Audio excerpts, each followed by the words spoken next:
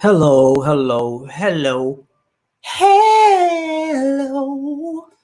hello, hello, hello. I'm tripping. Don't mind me today. uh, but as you can see by the title, she's not ready for a relationship. Maybe she's not ready. And I was just looking at some things earlier, you know, and what wound up happening was I just had this thought. Well, maybe we can men talk? I can. So men should. I want to express why on the flip side, because women always say these guys aren't ready or these guys aren't up to par, and I want to express some reasons why I can say the opposite, or men can say the opposite, right? So she's not ready for a relationship, and sometimes the ladies overlook the fact that they might feel like they're up top, you know. She ain't gonna never be ready. Third wall, what's happening? T Ray, what's happening? Kyle, what's happening? Like, I think a lot of the ladies are assuming just by, I guess, birthright or whatever, that being a woman or female makes you automatically ready to be in a relationship. And unfortunately, that's the furthest thing from the truth. Tone, what's happening? And you know, she's not ready. Like, she, I should have said she. I can't spell. I just realized I the title. I didn't spell right. Hold on, y'all. You know. Okay.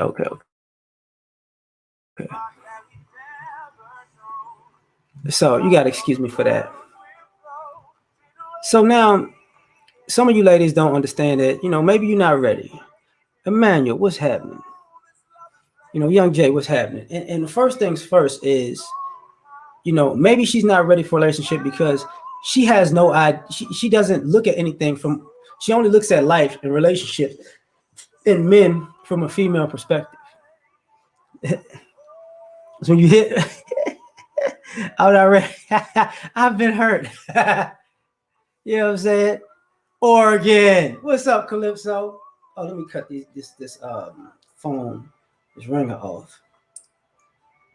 But too many ladies, they listen to other women about what men think and what men feel and how men operate and how men are. And you wind up, ladies don't want to take into consideration you're not ready for a relationship because you've never experienced a male point of view. Your male point of view comes from a female. So how are you ready for a relationship with a man when the only way a man thinks is through the lens of a female who's telling you what a man thinks? So when you get in these interactions with men, you're not really getting any experience in that man. Khalif, what's happening? You're not really getting experience, gaining any knowledge or experience of dealing with men from the men you deal with because you're not listening, you're not interacting, you're not having a conversation because everything is filtered through the perception of a woman. What I mean by that is kind of like your girlfriends tell you what men are thinking, what men mean when they say this. And you have men in your families who can tell you this is what it is, this is what it's not. But you won't listen to them. It has to be filtered through a woman to get it across to you. And some people say, oh, I wasn't raised by a father, I didn't have a father in a yeah, it's Calypso. Male point of view from a woman, toxic masculinity. It doesn't equate.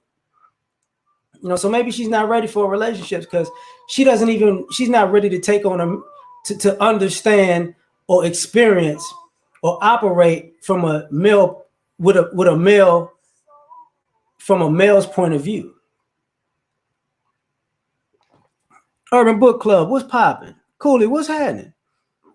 You know, So, as if you're a woman, you should be operating with men, and he should be it should be like a yin yang, a dance of sorts. Now, to go a little further with what I'm saying is maybe she's not ready for a relationship because she doesn't believe in gender or gender roles, or she's a new age woman. She doesn't believe in traditionalism. What's up, Mike? You know, but the problem is she she's double minded. You know, so she believes in traditionalism one minute and then believes in new age women the next minute, and you're not ready for a relationship because you're expecting somebody to know when you flip flop mentalities and flip flop sides and flip flop perspectives on life. What's going on, living? You know, you expect these guys to know that, oh yeah, I'm traditional right now, but I'm about to be non-traditional in about 10 minutes. Doesn't work like that. You're not ready for a relationship if you can't take into consideration that nobody is going to be jumping back and forth with you mentally to figure out what mood you're in 2, 3, 4, 5 times a day. you know so that's a problem because you're not, you can't ask for consistency and be mentally inconsistent. And the reason why I say mentally inconsistent, because being traditional and being new age, they're diametrically opposed. Thanks, living. I hope you get something from it. Right, what's happening? Charles, what's going on? I'm gonna get to that too, right? You know, so now you you want a traditional relationship, but you diametrically opposed to it when you're on your new age woman, because you can do this and you can do that, and you don't need a man for this. So one minute you need a man for this, and the next minute you don't need a man for this. And what's up, LaShawn? Now what you're doing is basically playing games with this guy. So you're not ready for a relationship because you're not ready to pick a side. You know, jump back. Dollar wants you off the chain. Oh, stop. Thanks, man. CJ, what's popping? Yeah, and that's part of the problem right there. They don't know themselves. And here's the crux of this situation is you're dealing with, and I'm gonna piggyback on that because I was gonna go there to at a point. When you define, like when women define what a man is and what manhood is and what masculinity is, and they take their definition, they also think it changes when they change their mind. I can't speak for women. It looks like, you know, it changes when she changes her mind also. And it's problematic because how can you be in a relationship? You're not ready for a relationship when you can't pick a side, when you don't know who you are. Because you want to say you're this person this minute and that person the next minute, and that's, and those people are diametrically opposed, in ideology, and you're the same person. And but you want somebody who's consistent and knows what he's doing and knows what he wants out of life. Well, here's the problem. He can be consistent and knows who he is and know what he wants out of life. But if you're consistently inconsistent, it's only gonna hit half of the time. You know what I'm saying? Honey, what's going on? You know, so this is a whole nother problem. Because, with this double-mindedness, just the same thing with, when women who are feminists or have a feminist ideology, but then they want to be traditional. I'm a feminist, but I want to be a traditional woman, if you paying for everything, but I want to be a feminist while you paying for everything. It's like, you're not really ready for a relationship because, this is not how it's gonna go. Furthermore, Maybe she's not ready for a relationship because she's lazy. See, like I listen to a lot of the ladies talk, and what it sounds like when as me hearing it is you don't know what you're doing, and you don't want to be put in a position to show that you don't know what you're doing. So you're going to keep saying that you're capable of doing things, but a certain person has to show up to make you do these certain things. You know what I'm saying? What's up, Carlton? And thanks, fam. Thanks for the PayPal. I thank you. So, if I get married, I'm gonna really show you what I'm about. You got to show that when you're in a relationship. This is what I'm saying. You might not be. Maybe she's not ready for a relationship when she's saying, when you commit to me as far as marriage or commitment as far as a relationship, then I'm gonna actually show you what I'm made of. Well, see, here's the problem. There's a baseline of things you should be doing, and if you're not even doing those baseline things upon meeting you, then you're out of the running. And what I've seen is women rebellious to the baseline things that make a relationship between a man and a woman function. That's a problem. Mike, what's happening? So maybe she's not just, ladies don't realize maybe some of y'all just not ready. Y'all think y'all ready. And going back to the ideology part, a lot of you ladies think you're ready because you went to school. And that makes absolutely no sense. I went to school, I got a degree, I got certified in something. That means, I got certified in social work or degree in social work. That means I know what I can be in a healthy relationship. I got a degree in chemistry, so I can be in a healthy relationship. I got a degree in nursing, so now I can be in a relationship. I got a degree in computer science. Now that qualifies me to be in a relationship. It doesn't work like that. It doesn't make sense. American Indian, what's going on? And what's popping?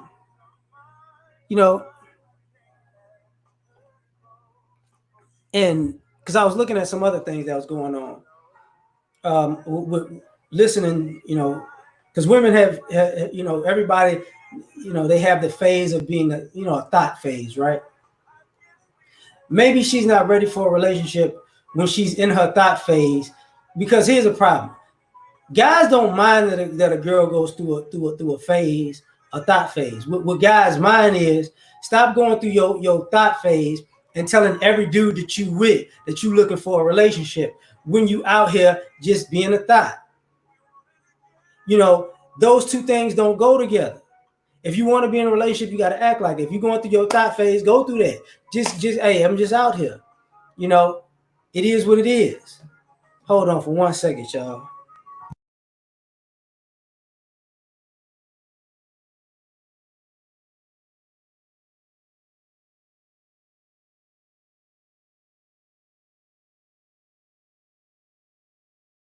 Sorry about that, y'all. So this is the thing, thought is in the phase is like, well, what I'm talking about, the phase, when you're young and you get you're young and you start getting horny at a young age, at that age, and you getting fast and hot, and you trying to be out there sexual in a sense. That's what I mean. Like, maybe she's not ready for a relationship because she wants to. It's crazy because girls go through that thought phase and want to be and say they want to be a wife, and then which makes this a whole nother part of the conversation. Rather, maybe she's not ready for a relationship because she's all talk. See, I've met a lot of women in my life who are all talk. They talk the good game. I want this, and I want a man like this, and I want to be in a relationship like this. But the problem was, I've met so many women who've got everything they've asked for out of men and still couldn't be in a relationship with men because that's not what they didn't know who they were. They didn't know what they wanted. They just talked, and they wound up talking themselves into getting what they wanted. And then they said, that's what I thought I wanted. I don't want that no more. So Now you're in this space where you're never ready for a relationship, because guess what? You never looked inward to figure out who you are, what works with you, and what relationship works with you. With you, I've met too many ladies like that who just aren't, who not ready. I've met far more women who are ready for sex than ready for relationships. Yeah, just trying to fill in the blanks with whoever. I feel you. Whoo, LaShawn, we're not even gonna get into it. Oh, yeah, we can get into that, because I know women who like, look, maybe like, I'm gonna get into this too. Maybe she's not ready for a relationship because, contrary to belief, a lot of women are cheaters. A lot of women are cheat. Like, women, in my opinion, women cheat, but they just say it different. When they say, I'm looking for excitement, I'm not having any fun, this is boring, that's language for I'm cheating, or I'm about to cheat, or I'm looking to cheat. Ghost, what's happening? Everyone, what's going on? You know what I'm saying? You just stick to Tinder. Oh man, that's hilarious. You know, but this is where we at with it. Maybe she's not ready for a relationship because she's a cheater.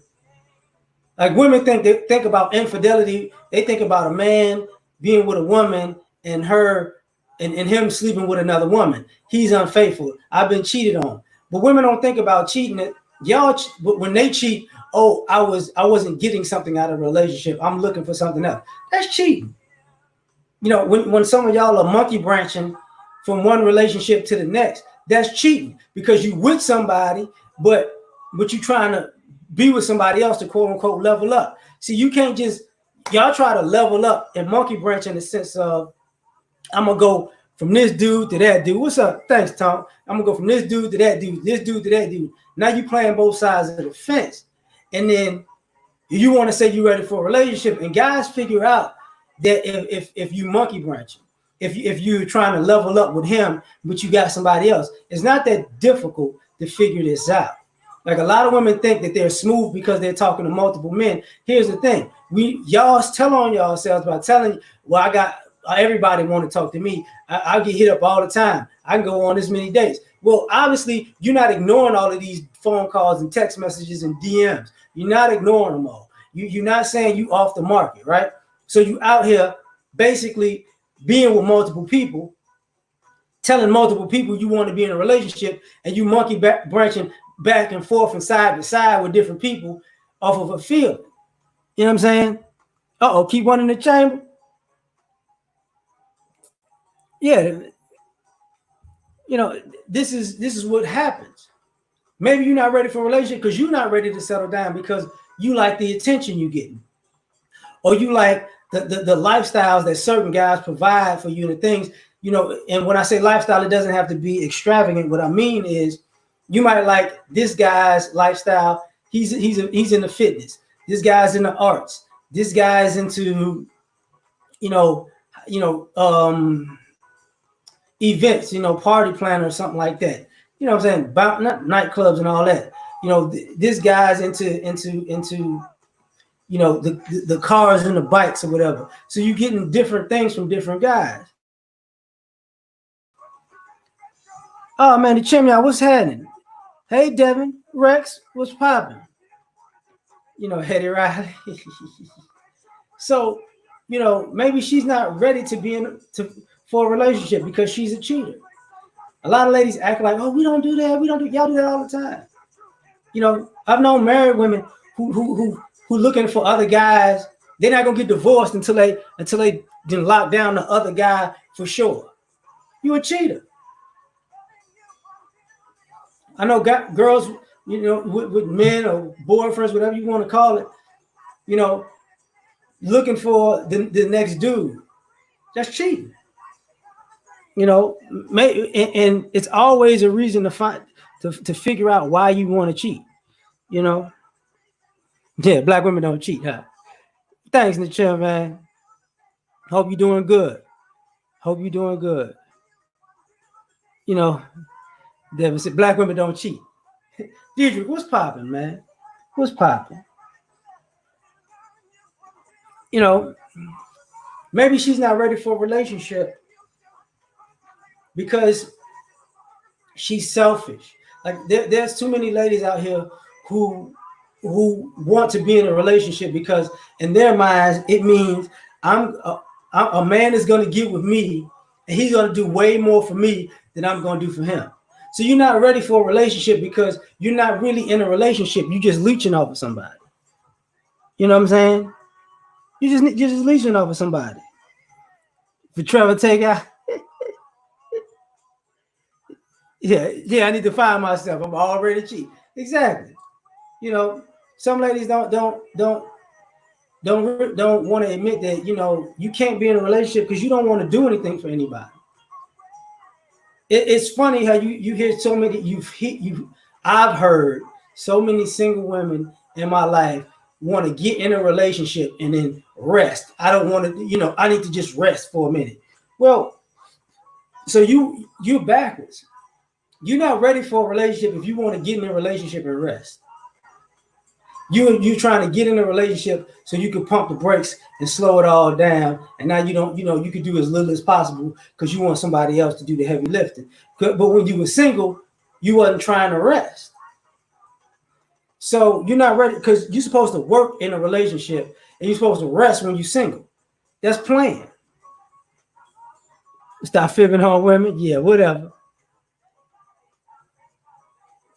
You know, you're supposed to work when you're in a relationship. Relationships takes work to maintain. You're not supposed to get in a relationship and not work. You know, that's the BS about we just got to have chemistry and it got to flow. And I got to this, that, and the third, and we don't have to do anything and it's going to just work perfect.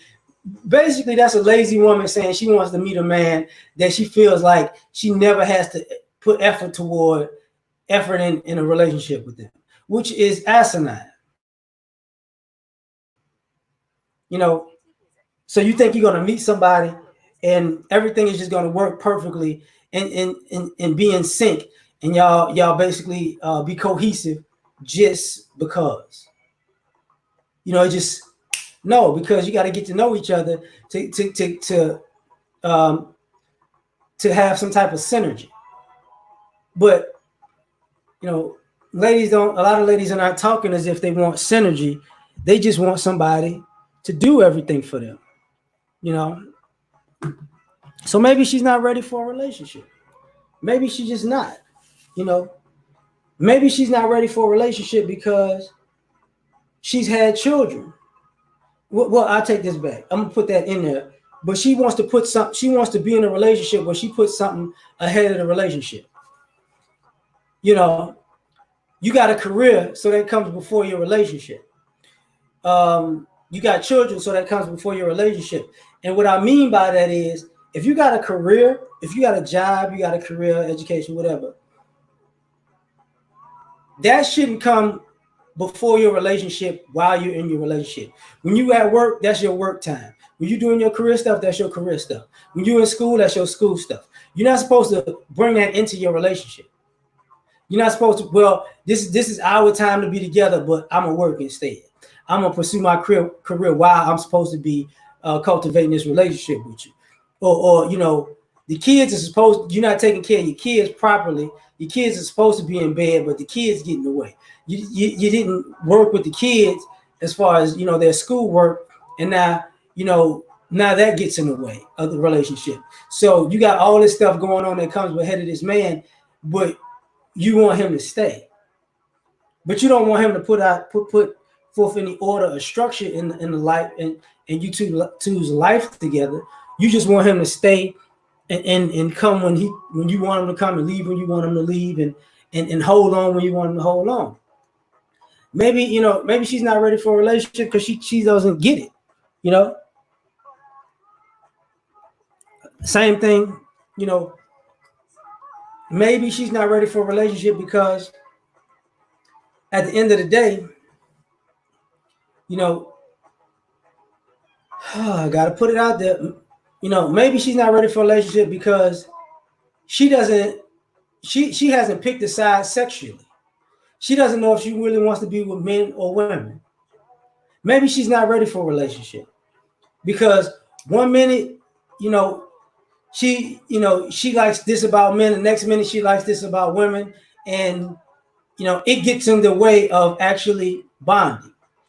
See, a lot of ladies don't want to talk. There are a lot of women out here who just like having two guys, and you can't really commit to one guy because when you with this guy, you're thinking of that guy. When you're with that guy, you're thinking of this guy. You're not really in the moment with the person. They do the same thing with men and women. You with a man, but you're thinking about how a woman would do it this way. You with a woman thinking about how a man would do it this way. Maybe you're not ready for a relationship because you're not ready to figure out which group you're gonna be with.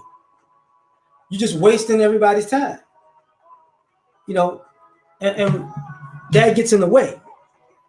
But a lot of times we think, what men are doing, what men are this and men are that, and it's like maybe it's not always the men. You got to take a good look at what are you actually bringing to the table in these relationships. And maybe she's not ready for a relationship because she never practiced at it. She never actually practiced being a girlfriend when she was younger. She never practiced at being somebody's woman as she got to be an adult. She never practiced at being a wife, if she got married or not. So now you never practiced that. You never put forth the effort. What's up, Miss V? Time to get the likes up. Shay Mac, what's happening? Shay Mac, I'm bugging. Like when if you're a woman and you never practiced that actually being in a relationship, you're not ready for it. Because guys, contrary to popular belief, men learn how to practice at being in relationships a long time ago. We think about little girls playing with dolls and this, that, and the third. You know what I'm saying? And they think about fantasy relationships. Well, the boys actually been practicing that real relationships. When they were little boys, they were the ones bringing you, candy and the flowers and approaching you, even as little boys, trying to tell you they like you. Even my son, even when he was little, Dad, it's Valentine's Day, and I gotta like this girl, and I want us to go buy her a puppy. Like, yo, you're doing too much, son. A puppy? Yeah, I think she would like a puppy. But it was that going the extra mile all the way. TD Hutch, thanks. You bring a spoon and a fork to the table. How are you greedy now? Thanks, TD. So she's not ready for a relationship because she's never really practiced that. Like a lot of these guys are far more in tune with what it takes to maintain a relationship than women. And I can make an argument that for the women who get cheated on, Topaz, what's happening? So, well, I'm going past the hitting the head for them. I am. What's happening? So what winds up happening is, Jana, what's going on? You see these young boys who get tired. Let me back up. I can make a case that for even the women who got cheated on or got left, it's because you don't know how to maintain relationships, and these guys do. They're sick of dragging you or carrying you in a relationship. So a lot of times we hear the narrative of ladies saying they're carrying these men, and they have no idea that they take they never take a good look and see if they're being carried in a relationship. Because it's one thing for you to meet a guy and he's a leader and you follow his lead. It's another thing for you to, how can I say, to create a mutiny in a relationship, and you actually think because you created a mutiny, it's a power struggle. He's just not going to deal with it. Which brings me to another point. Maybe she's not ready for a relationship because she likes to drama so much. A relationship is not supposed to be drama filled. You're not supposed to find things to argue about. You're not supposed to find things to fight about. You're not supposed to go looking for altercations with your significant other. Maybe she's not ready for a relationship because she's abusive. A lot of women talk about guys being abusive and verbally abusive and mentally abusive, and physically abusive. But women don't take note to Y'all, for very most black men are accustomed to black women hitting us for stupid reasons. Not just playfully when we joking, but getting serious for stupid things. Guys don't like being hit. Guys don't like women, talking down to us and talking disrespectful to us and trying to embarrass us, especially in public, in front of people, like it's okay. Maybe you're not ready. Maybe she's not ready for a relationship because she wants to go out in public and try and throw jabs at you and throw little shots at you instead, and then want to go home with you like it's not a problem. That's a trip. Yeah, I appreciate you saying that, Ms. V. That's what I'm talking about today. You know, this is a problem. You know, I'm about to say some things that I'm gonna try to keep it PG, but maybe she's not ready for a relationship because I've seen too many women who said they were sexually liberated and they were comfortable with their bodies and comfortable with their sexuality, but in a relationship you're not. In a relationship, you a sexual incel.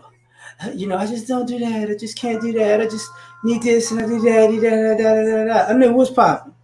You know, well, I ain't trying to. I ain't trying to. I'm trying to hold back the cussing, not the content. So, a lot of women aren't ready for a relationship because you're gonna have sex when you're in a relationship. Nobody's about to keep playing this game with you about sex. Because if you're a woman who's a virgin, that's one thing. You're a woman who goes in spells where she doesn't have sex and she takes breaks.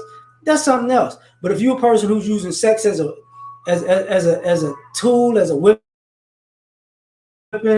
as a calling card, you know what I'm saying? Then you're not ready for a relationship because now you want to use sex as leverage, you know. And I hate to break the news to a lot of ladies. A lot of y'all, can't keep a man sexually or can't satisfy a man sexually because just like I'm saying, you're not ready for a relationship. You're not ready for a sexual relationship with most men. That's a problem. A lot of y'all don't know what y'all doing in the bedroom. Even though, and if you as you've seen, even the ladies who claim to be all out here and thought-tastic, even when they come out with their little tapes and their sexual exploits, you looking at them like, that's it? That's what you've been talking about all this time? Really? Like that little week? That's how you coming with it, huh? And maybe you're not ready for a relationship because you're not ready to actually be as sexually liberated as you say. You're too guarded, you know. Uh-oh. Wow. 8-year-old? Ooh, my goodness.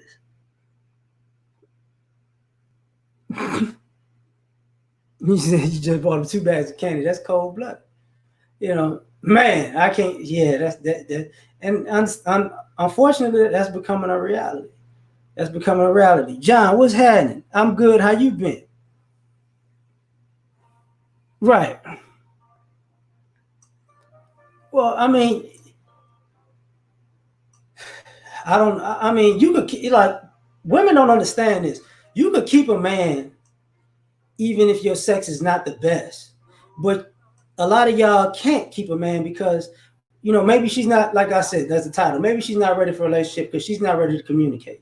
Women say that they're better communicators than men, and men don't know how to communicate. Men don't know how to communicate like women. Men don't speak like women, but men speak, say their piece and speak their mind. Most men don't talk a lot because, we sitting there thinking. We're not just spaced out with thinking like, okay, I'm gonna say this, I'm gonna say that. Do I need to speak? Like we're strategical. We're very strategical with our words and with our communications. With our communication, not communications, but when we converse with somebody, it's you've been watched for a little while, and a lot of times, you know, she's not ready for a relationship because she's not actually ready for a conversation. You know, this is why when guys say women are too emotional, women communicate their emotions. They don't communicate, you know, the trends of what's been going on. They can communicate how they're feeling, but it's been my experience, they can't communicate how they make other people feel. You know, I get you on that, Topaz. You know, yeah, right. You could always get better sex, but a lot of ladies aren't good communicators. A lot of ladies feel like they're good communicators because they complain. Bucket, what's happening? You know, like all this complaining is communication. You don't do this. You don't do that. I wish you would have did that. You not like this. I wish you were more like this. I wish. That's not communicating. That's complaining. That's why guys say women are nagging, because they're just saying what's this not what's they don't like. They can't communicate what they do like. They communicate their what they don't like far more than they communicate what they do like, and that goes for inner relationships, in conversations, even sexually. A lot of women don't communicate what they do like. What's up, Major? I hope you're doing good. I hope you're doing good. You know, because even if a woman won't necessarily tell you keep doing that, she gonna tell you what you doing. You ain't doing it right. That'll come out before keep doing that. So she's not ready for a relationship because she's not ready to communicate. She wants you to, a lot of I've met too many women who want men to be mind readers, not understanding that he can't be a mind reader because you're all over the place. You like most people, when you get to know people and you know what they're thinking, you know what they might say, is because they're not all over the place as a human being. They're not, their character, their nature doesn't sway. But guys can't really have that with women, because it seems like women nature and mindset sways from one end of the pendulum to the other. So it doesn't make sense. D Truth, appreciate it. James, what's happening? So maybe she's not ready for a relationship because she just can't communicate, you know. And speaking on the communication part, maybe she's not ready for a relationship because she's living in the past. See, a lot of ladies don't necessarily learn from their past mistakes. They live in their past mistakes. So how can you be in a new relationship when you're living in the past? If you had a good relationship and you broke up, now you living in the past. You know what I'm saying? And you want your new relationship to be like the things you didn't appreciate in your old relationship. So you're not in a new relationship. You're in an old relationship. And if you was in a bad relationship, now you're fighting all the things. This is not going to happen in this relationship because this happened to me prior, and I'm not going to let this happen to me again. Yada yada yada yada yada. So now you're in a new relationship saying what's not going to happen to you in this new relationship from your past relationship. So how are you ready for a relationship when you're not actually in the relationship when you're in it? You're in the relationship after it's over. You know what I'm saying? It's ridiculous. It's ridiculous.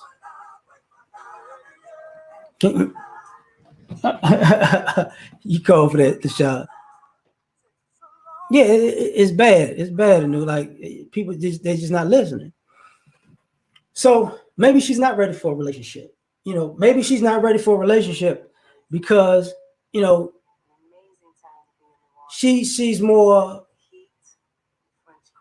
into the rhetoric, to the narratives.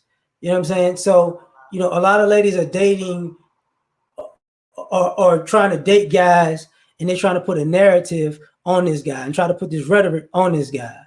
Oh, he's a bag lady. Bucket tail called a bag lady. Yeah, you gonna miss your bus. What's up, LJ? But a lot of ladies are doing that. I know what you this kind of man, you that kind of man, and you start trying to put guys in boxes before you get to know them. And the sad part about it is, maybe she's not ready for a relationship because you're not taking the time to get to know guys. You put guys in the box, and if you're attracted to this box, you all in with that box. If you're unattracted to this box, you all out on that box. It's ridiculous. It's easier with Tinder and Bumble. Yeah, I mean, matter of fact, you know what, Goshen? Thank you for bringing that up again. Maybe she's not ready for a relationship because when you look at women's online profiles, the it tells the vast majority of women do not say that they want to be married. You know, you know. What's up, Miss Marie? So the vast majority of women you see on dating sites, they don't say they want to be married. You know, and if I take it even further, if you got a choice between serious relationship and casual relationship, you're probably going to see more women say they want a casual relationship and not a serious relationship. You know, so even when people are online dating, those people don't actually want a long-term relationship. They just want to play around for a little bit. Just what I've seen in my experience. You know what I'm saying? I've seen women who they don't want to, they don't want to actually be with somebody for a long period. They want to casually date, which means I just want to, be with a bunch of people. Because casually dating means, I'm dating multiple people. These dating sites are not for marriage. No, but that's the thing. You got to have an intention. Just like dating is, when you dating, you have to have a certain you dating with a purpose. All the dating site does is openly tell you tell a person your purpose. Manifesting dreams. What's going on? Ryan, what's happening? He's married to the OnlyFans game. He said, make it rain. Make it. But this is what goes on. Like a lot of ladies don't realize, she's not, maybe she's not ready for a relationship because she's not ready for commitment. There are so many women who say that they're ready, they want an actual relationship, they're not ready for commitment. The minute they get in a relationship, now they feel trapped. I just can't do this. I thought it was gonna be something different. You ain't even really been in a relationship yet. You tripping. You know what I'm saying?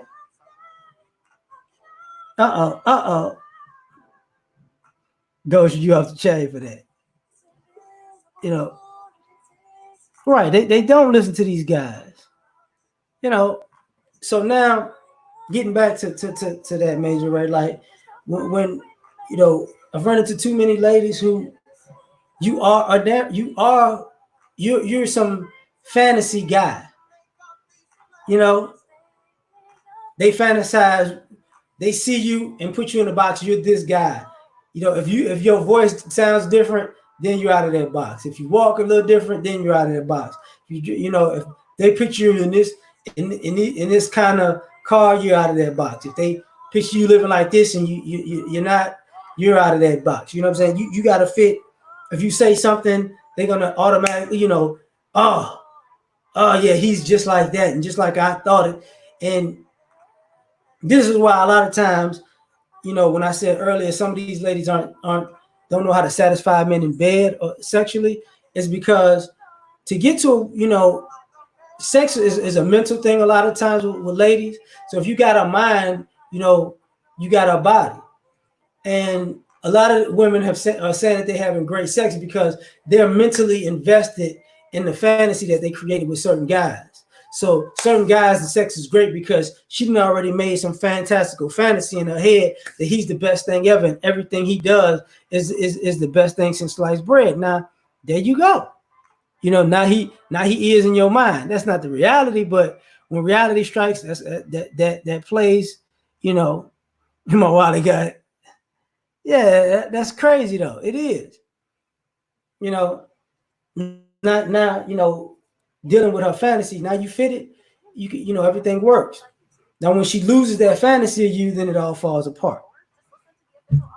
Now, unfortunately, maybe she's not ready for a relationship because she's a user.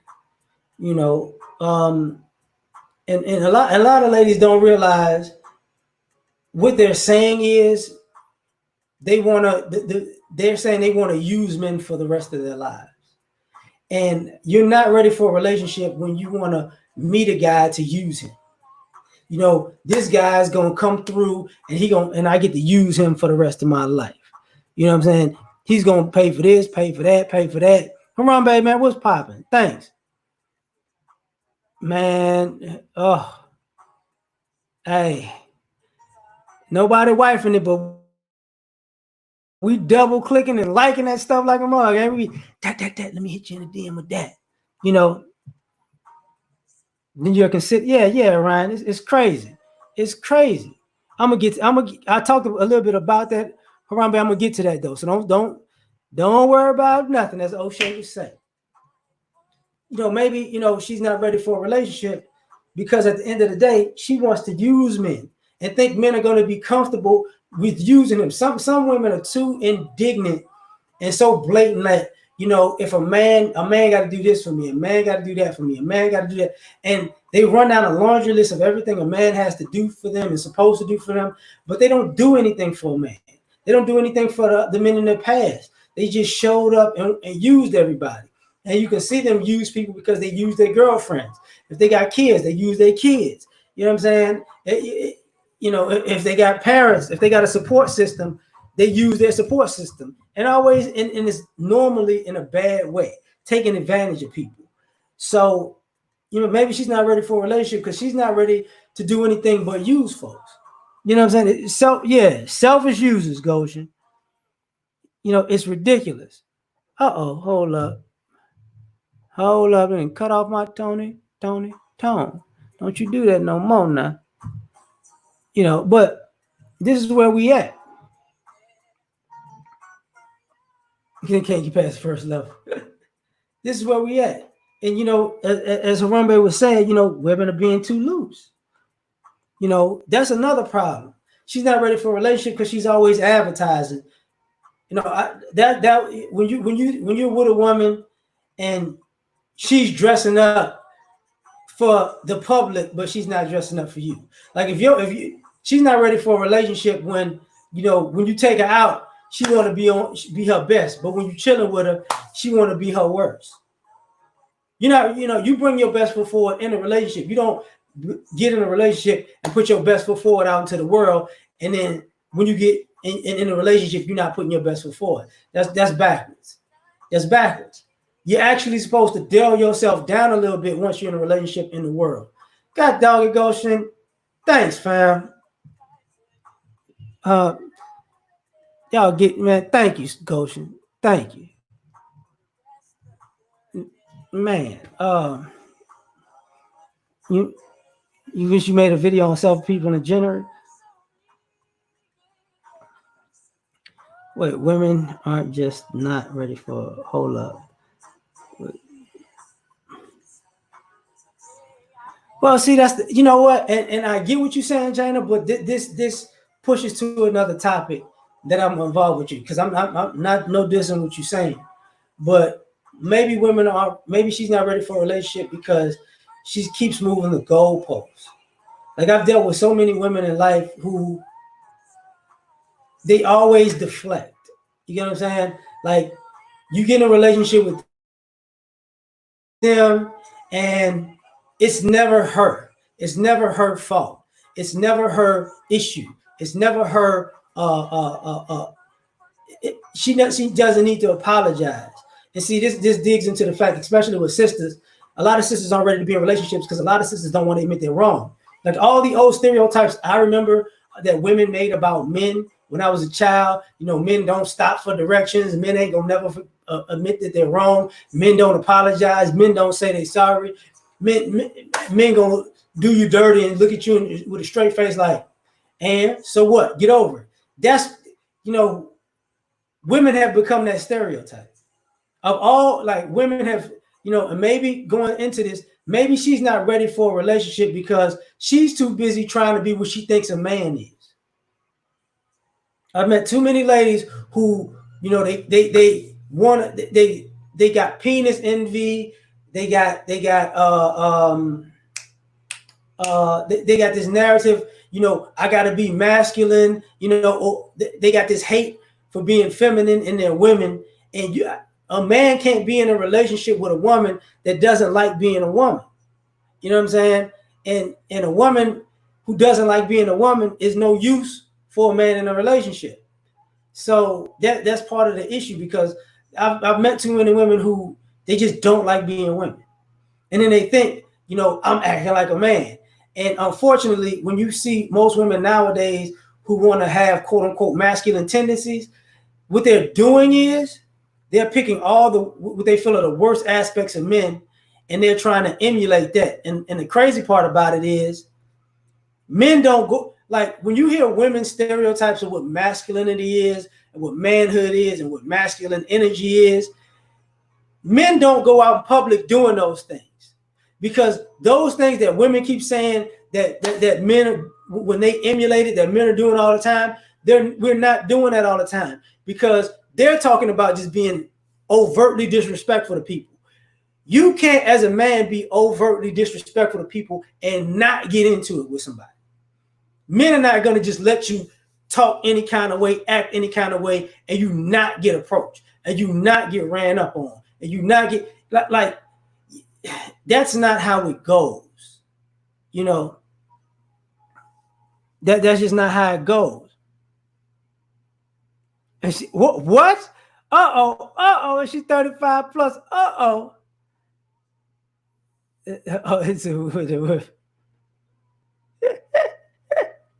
You call for that, Shaw. You know, this goes into to the mix, though. You know, this idea that women are, we're just like men, we're equal to men. How? How? How are you just like men? And how are you equal to men? In what way? You know what I'm saying? What way?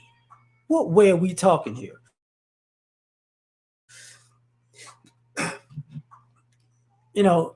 Maybe she's not ready for a relationship because, I've seen. Oh man, Kaiser, that's bad, ain't it? You know, yeah. Women don't realize that I need a man that can handle it. Well, I mean, when he's right, he's right. When he's wrong, he's wrong. But that's the same thing with women. Like, that's a problem. Like that's become a problem. Maybe she's not ready for a relationship because she thinks that she can replace every man with a different man. Because a lot of ladies think, I could get somebody. A lot of women, look at, and I used to talk about this a long time ago. Women date like the NFL drafts. They got their first round pick and they invest heavily in that first round pick. And normally the best player on your team is somebody from the second to probably the fifth round. You know what I'm saying? So the guy that you wanted and you did everything for, he's never really going to produce like the second, third, fourth, fifth person you pick. He's never going to produce like that. That's a rarity. But hey, W, what's popping? No, even AW, you don't even. Salam, what's happening? You know, Unfortunately, oh man, AW, I'm gonna tell you the crazy part about that. I hate to say this, and I'm gonna interject that part of it. Maybe she's not ready for relationships because if you change the race, now you change how she act. But a lot of white guys are not in the business of wifing up black chicks, and a lot of white guys know that they play on that women of other races gonna switch it up for them. She might be a total jerk to to the men in her group, but she gonna turn around with a white guy and be like, "Oh my God, he's white, and I'm gonna be on my best behavior." If you do that, you're a complete utter fool. Just a complete utter fool. What's up, Phineas? You know you know what? I was gonna watch that this morning, Harambe. I was in the gym and I saw it pop up. I didn't watch it. Bell was having. So when I get done with this, I'm gonna go ahead and make some lunch, and I'm gonna watch it. Definitely. You got it. You got it. You know, this, maybe she's not ready for a relationship because, and this might sound bad, but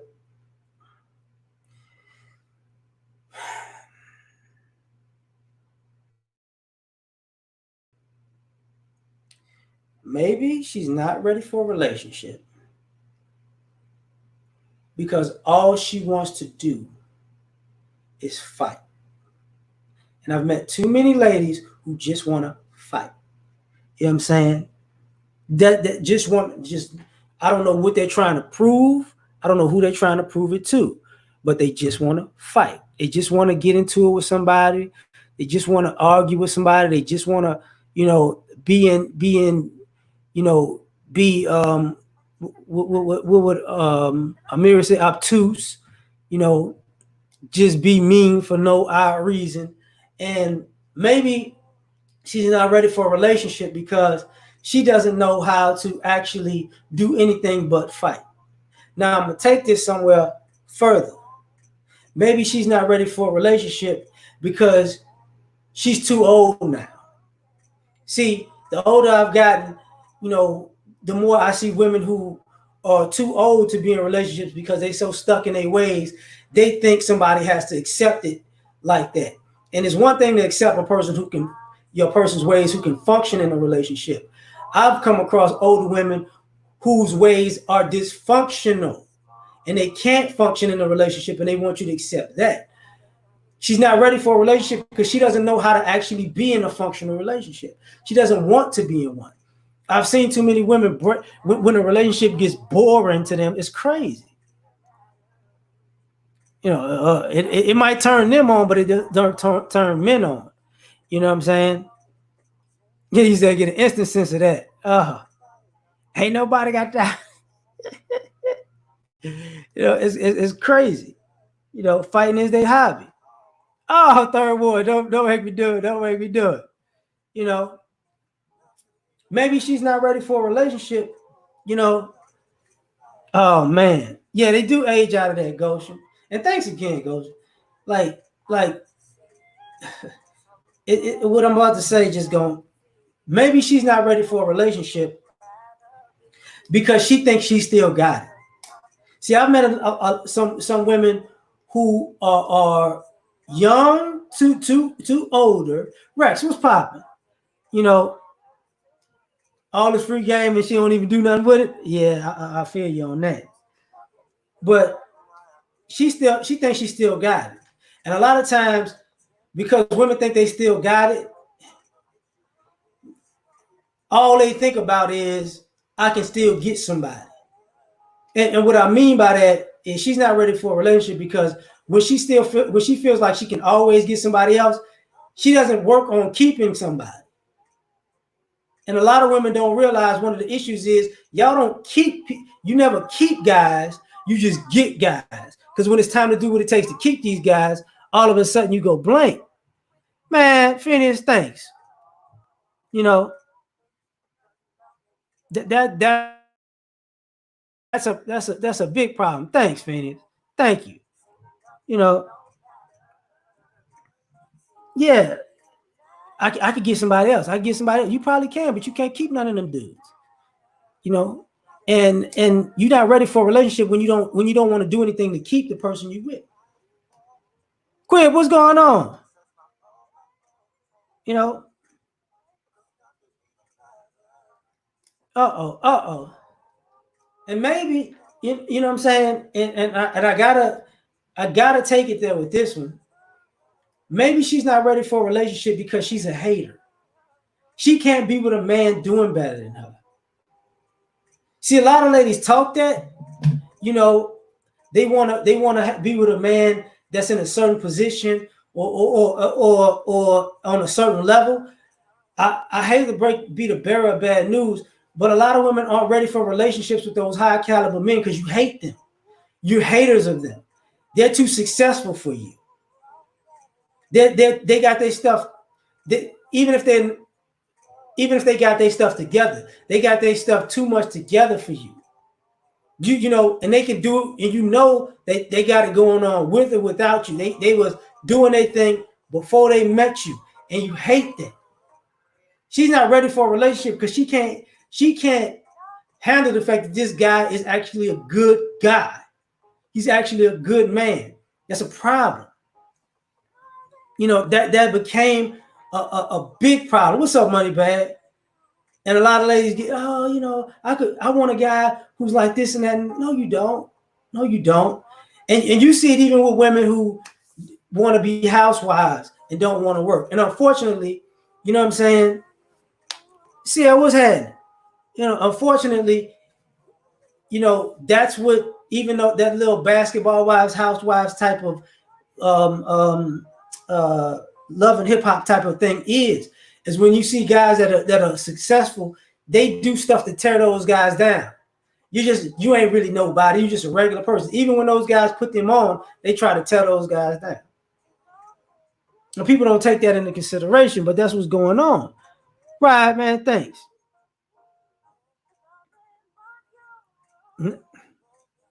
Oh, you said below -1. Oh, whoa, whoa. Right, thanks. Got the baby picture kicking it. Yeah, it's below -1. Wow.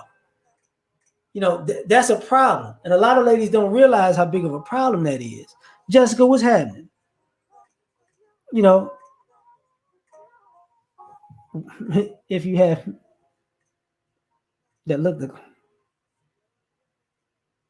no, I mean, no, I see your experience in California, Jessica, is not the experience of America. You know, and that's the thing. Like, I know plenty of women who just can't be with a successful guy, be with a guy that, you know, just got it together. They just can't handle it. See what I'm talking about? No, it ain't got nothing to do. You know what? I'm gonna do this because I'm off today. Since you either you gonna prove my point or we gonna come to an agreement. Do you want to get on here, Jessica? That's what I'm gonna ask you. Do you want to get on here? Because I've been on here an hour already.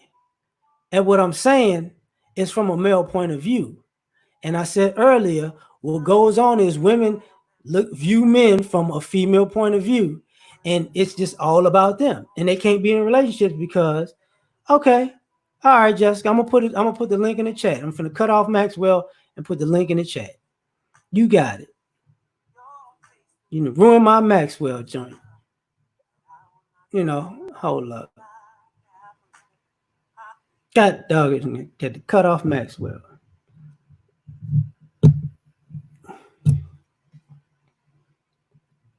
He said, CJ said, I'm an electrical engineer. Check. No. Wait a minute. Okay. The hell going on, my okay. So this is the thing, like, did I put it in there? What's up, Chaos? See, now you see that I'm up here, right? It's a panel time.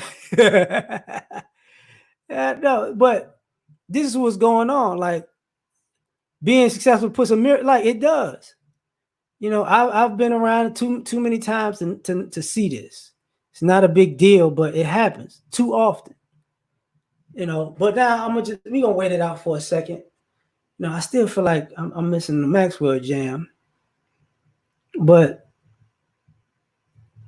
hold up. Okay, I did. Okay. Now getting back to it. One of the other things that kind of kill me about these situations is no panel. Jessica wanted to come up, so I was like, let Jessica come up. You know, because these ideas that, you know, men are predominantly the problem. We never come from a perspective of, you know, a lot of ladies are not ready for the quote unquote love that they say they're looking for. They're not ready for the men that they say they want. And when they get, because I've known too many women who've blown it with numerous men. I don't know, and it might sound weird. I know guys who've messed up relationships for sure, but on a number scale, most of the women I've met in my life, they've blown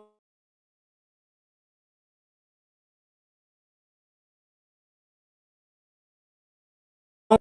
Just hold it. Just waiting a second. The hell just happened? Okay, okay. Let's see.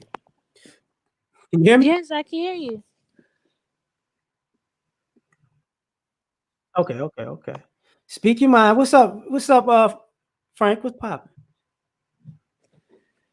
But Go ahead, oh Jessica. yeah, but so what I was basically saying in the comic section is a lot of these black guys, they'll say that that's their experience.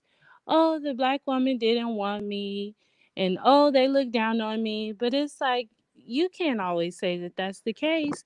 You know, I am from California, so it may be a little different, but I've seen black women who wanted the same guys that the other races wanted, you know what I mean? And he may not have liked her, so of course he's going to paint this scenario like, "Oh, she doesn't want me, you know, she's looking down on me." And it's like, no. They if they just want to date other races, but don't be dishonest about your, you know, experiences with black women cuz black women want those same guys, you know? Um, that's a little off of what I'm talking about, but we're gonna go with you what you talking about right now. Do Okay. you does it ever do let me ask you something before I go there. What's your age range? I don't want your exact age, but your age range. I would say 22 to 25. Okay. Do you remember how the women in your age group now, do you remember how they treated guys the 10 years ago? Yes. You mean like in like middle school age, high school age? Yeah. Yeah.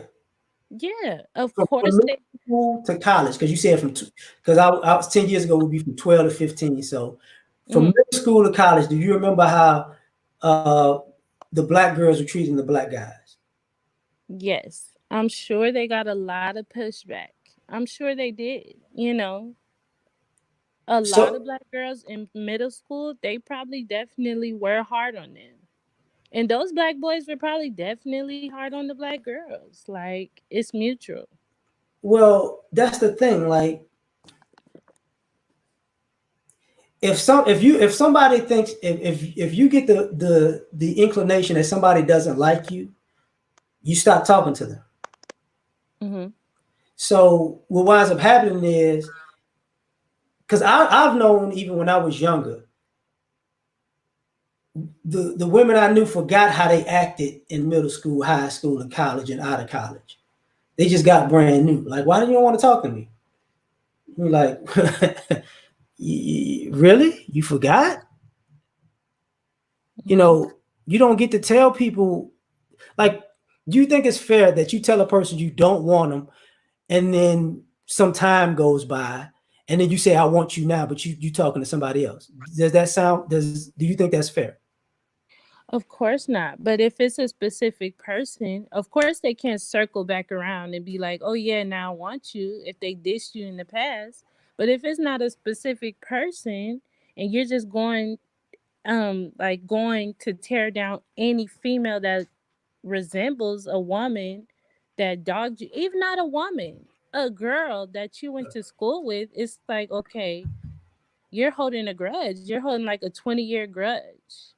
Okay, You get what I'm saying? I can rock with that now because I think if we take it there, there were a lot of young ladies who were holding grudges against boys in their same group age group when they were boys. Hmm. So they were holding grudges that didn't even exist prior to this. Because I remember being younger, the girl saying, we smarter than y'all. Y'all ain't ish. Y'all not, you're not a real man. You're not gonna be a real man. And then years later, I don't want to talk to you. No, I agree. If it's a specific person, then no, like you have every right to blow them off because they did this you in the past. You know what I mean? But if So, you're going out in the world, even like that guy CJ who graduated from college, right? mhm. And he made it his business to like flex on black women. It's like I'm pretty sure there were black women who congratulated you and were proud of you and gave you support for graduating. Like, why would he make that his time to take a straight shot at black women? It's like, if you Oh, have a specific woman in mind that you want to flex on, then flex on her. But don't try to dog all black women. well, I find that ironic because I did go to Southern. I didn't Hmm. graduate from Southern. I transferred, but I went to Southern. Hmm. You know, Southern is an HBCU, right? Yes. You know on college campuses, do you think that the women on those college campuses date guys like CJ when they're in school? Yes, I do. No, they don't. Then who are they dating? Now, using Southern in particular, Southern is by the hood, so it's like Scotlandville, Baker, Baton Rouge, all that other stuff, right? Hmm. So what winds up happening is, I don't. The rules probably changed because it's been a long time. I went like '97 to '99, but I got friends that graduated from that same law school. Okay, um, that's not who they date on campus, or they date guys off campus. They date guys at LSU who play sports. They date guys in the streets. They don't date the guys in that program or even in the engineering program. Those guys aren't the guys that they date. The rhetoric that he was using was probably rhetoric that he got from women also. You know what I'm saying? That's the part that I don't understand. The women are getting mad because he's at a historically black college. Hmm. Do you think he would make that if he was actually with a woman at that college?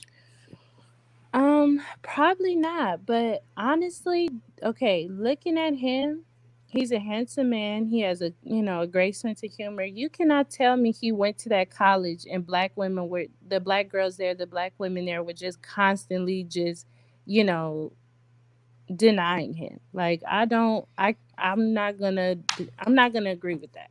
I'm not going to say they would constantly deny him. What I'm going to say is he probably got dissed way more than he got liked Hmm. But I because feel most people get this way more than they get like. When has there ever been a time where you truly, truly liked one person and they truly, truly liked you back? You know I what I'm saying? I definitely Like, get like most people will turn you down before they give you a chance. you. Okay, That's on using both sides. using him That's for as an men example. and women. Well, I get it, but he was specific about certain things. Do you when you read that thing? Do you think he was specific? Yes, very. Hmm. He talked about height. Yeah. He talked about looks. Hmm. He talked about accomplishments.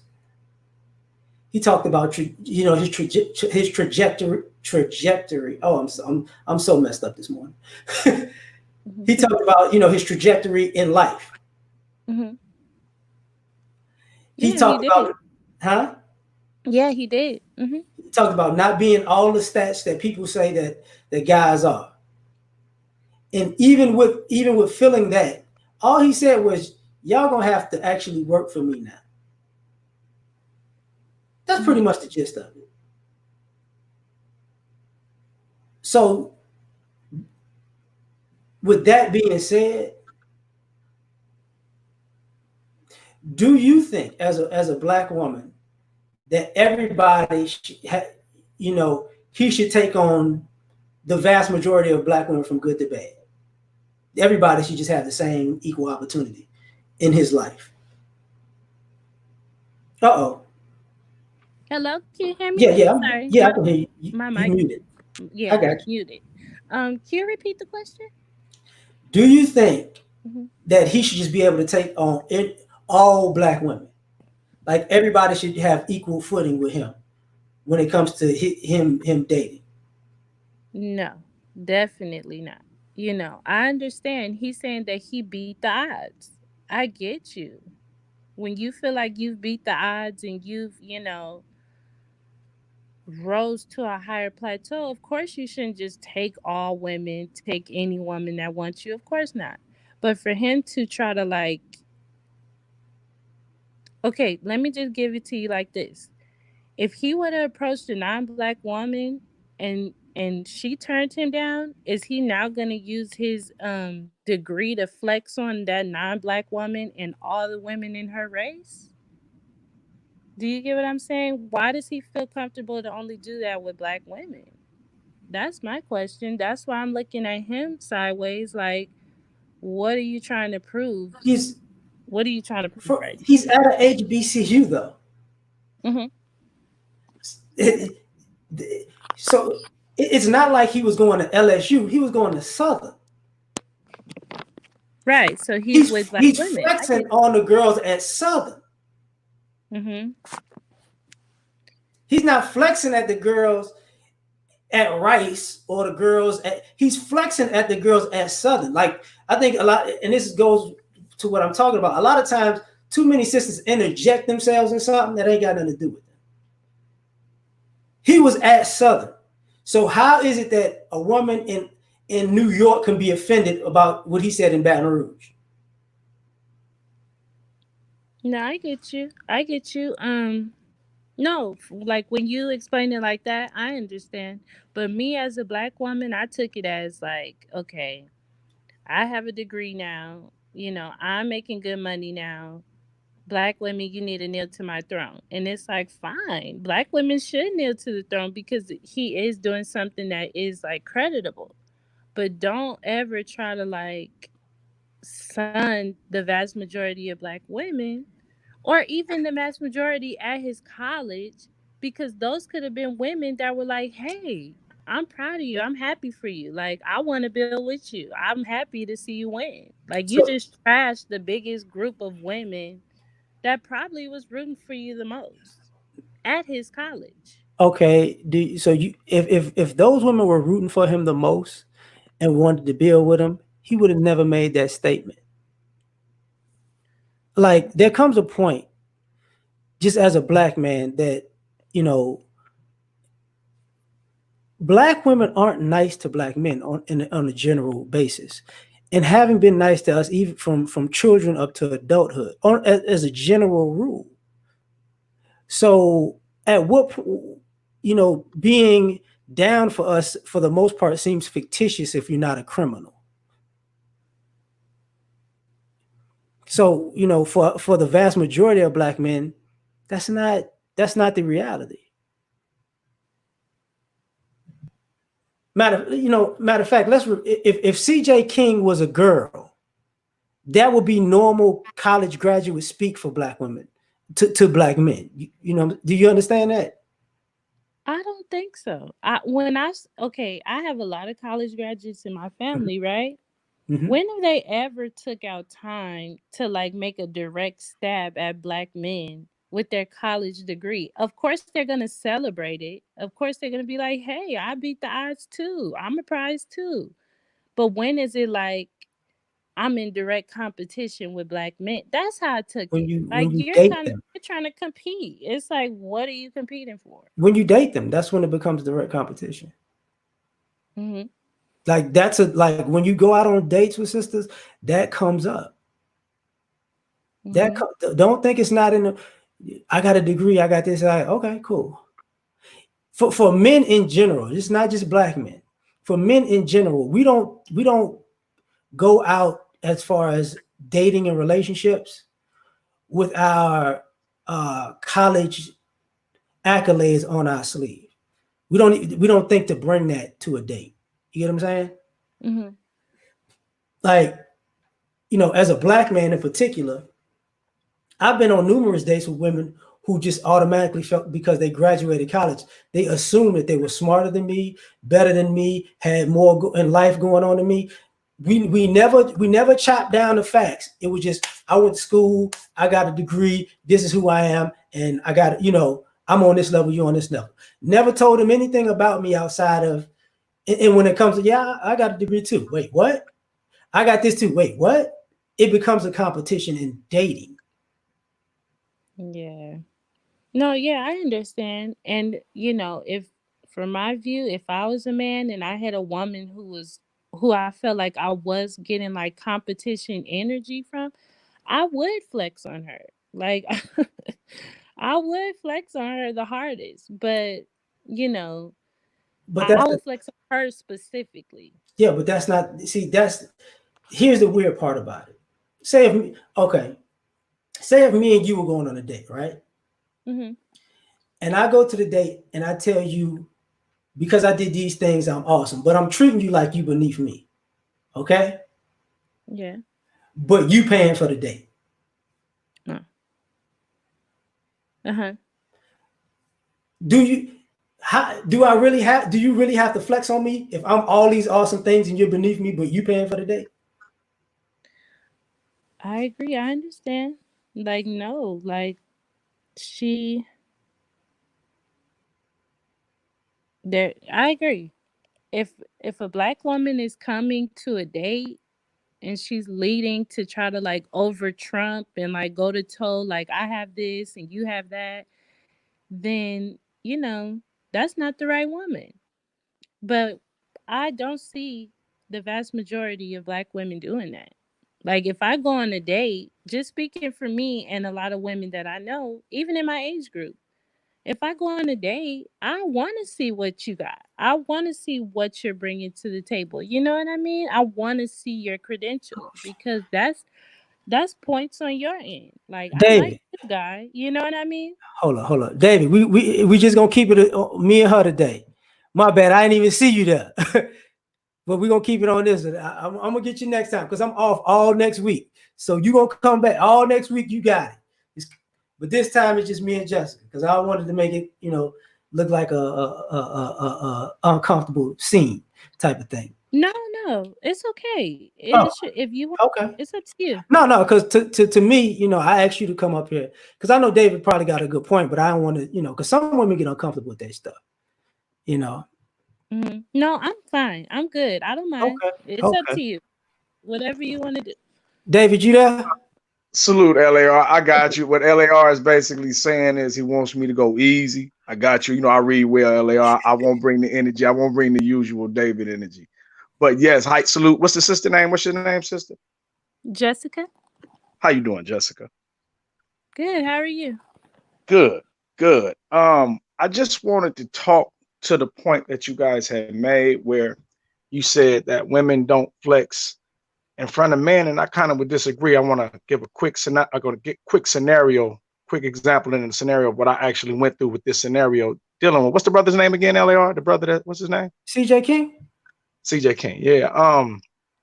Women throw it in men's faces every time they say they're the most educated. Women throw it in men's faces. I mean, that statement right there is exactly what he was doing. I wouldn't doubt if to him that was his like, hey, y'all not the only ones educated. Women throw it in men. It's a slap in the men's faces when they say they make more money than men. It's everything to Hmm. women. I'm gonna say in a lot of cases, most women are competing. I can actually tell you in a scenario I've dealt with a lot of women, and most of the times, aside from the foolishness that some women do, it always came down to a competition. That's what always usually ended. And I never understood that because at the end of the day, I understand friendly competition. Let's motivate each other to get something. But a lot of times it actually came down to, well, you ain't got, and I'm looking like, how you making this a competition and we're on the team. And I know women are competitive because y'all compete with each other. And then Hmm. when this scenario happened, I got three women. My the chick I've been with the longest, me and her have a lot of, she's probably the one I had the most intellectual conversations with. And I mentioned this and I was telling her, I said, we just got into a bunch of arguments. I said, we just had a big old heated thing online about the scenario with this dude, giving himself props. And then I said, I'm the prize. And I was like, I'm the prize. And she was like, you the prize? I'm like, yeah, you don't think I'm the prize? And I said, well, explain to me this. If I'm the one giving out, and then because she kind of offended me, so I kind of got a little shitty about it. I said, well, wait a minute. Hmm. How is the person with their handout the prize? Wouldn't the person giving the stuff, giving the gifts, wouldn't they quote unquote technically be the prize? And me and her had right after we had a big thing online. in the sector about that. Me and her had a big kind of argument, and it's like L.A.R. said it. She started inserting herself, and I'm like, well, how did me? I always tell this. How does me valuing myself devalue you? It's like, and see, and let me get right all the way into it. This is the same mentality a slave master has. A slave master doesn't want you to start feeling yourself. The slave master knows that I have to keep you underfoot, because if I keep you underfoot and broke down, you won't start feeling yourself and start having confidence and then start making demands. So as long as I keep you under my foot, you'll always be docile. You'll always be unsure of yourself. And that's why I think a lot of times women do wind up competing with men, because let me say what black women don't want to say. If black women don't shit on black men, they're on the bottom, because the, like, quote unquote, in most people's minds, black people are on the bottom. So for black women not to be at the very bottom of everything, they have to shit on their black men and, you know, put us at the bottom so that they're not at the bottom. It's deeper. It's really deeper psychologically than most people care to understand or do realize. I agree. I can't even deny what you're saying, because I have, seen in certain instances where black women would come out the gate with that. But I feel like when they would lead with that, they were just trying to put it forward. Okay, you're not dealing with an ignorant woman. Like, you're not dealing with an unintelligent woman. You know what I mean? And that's probably just kind of like their safeguard. Like, okay, you need to come to me. Okay, if I'm putting myself forward, like, this is what I have, this is who I am, this is what I've built, then maybe that'll give men, black men, the energy, like, okay, you can't just run game on me. You get what I'm saying? You can't just treat me Right. foul. So it's Well, like we're But we're both in competition. It's on both sides. Like, we're always trying to one up each other.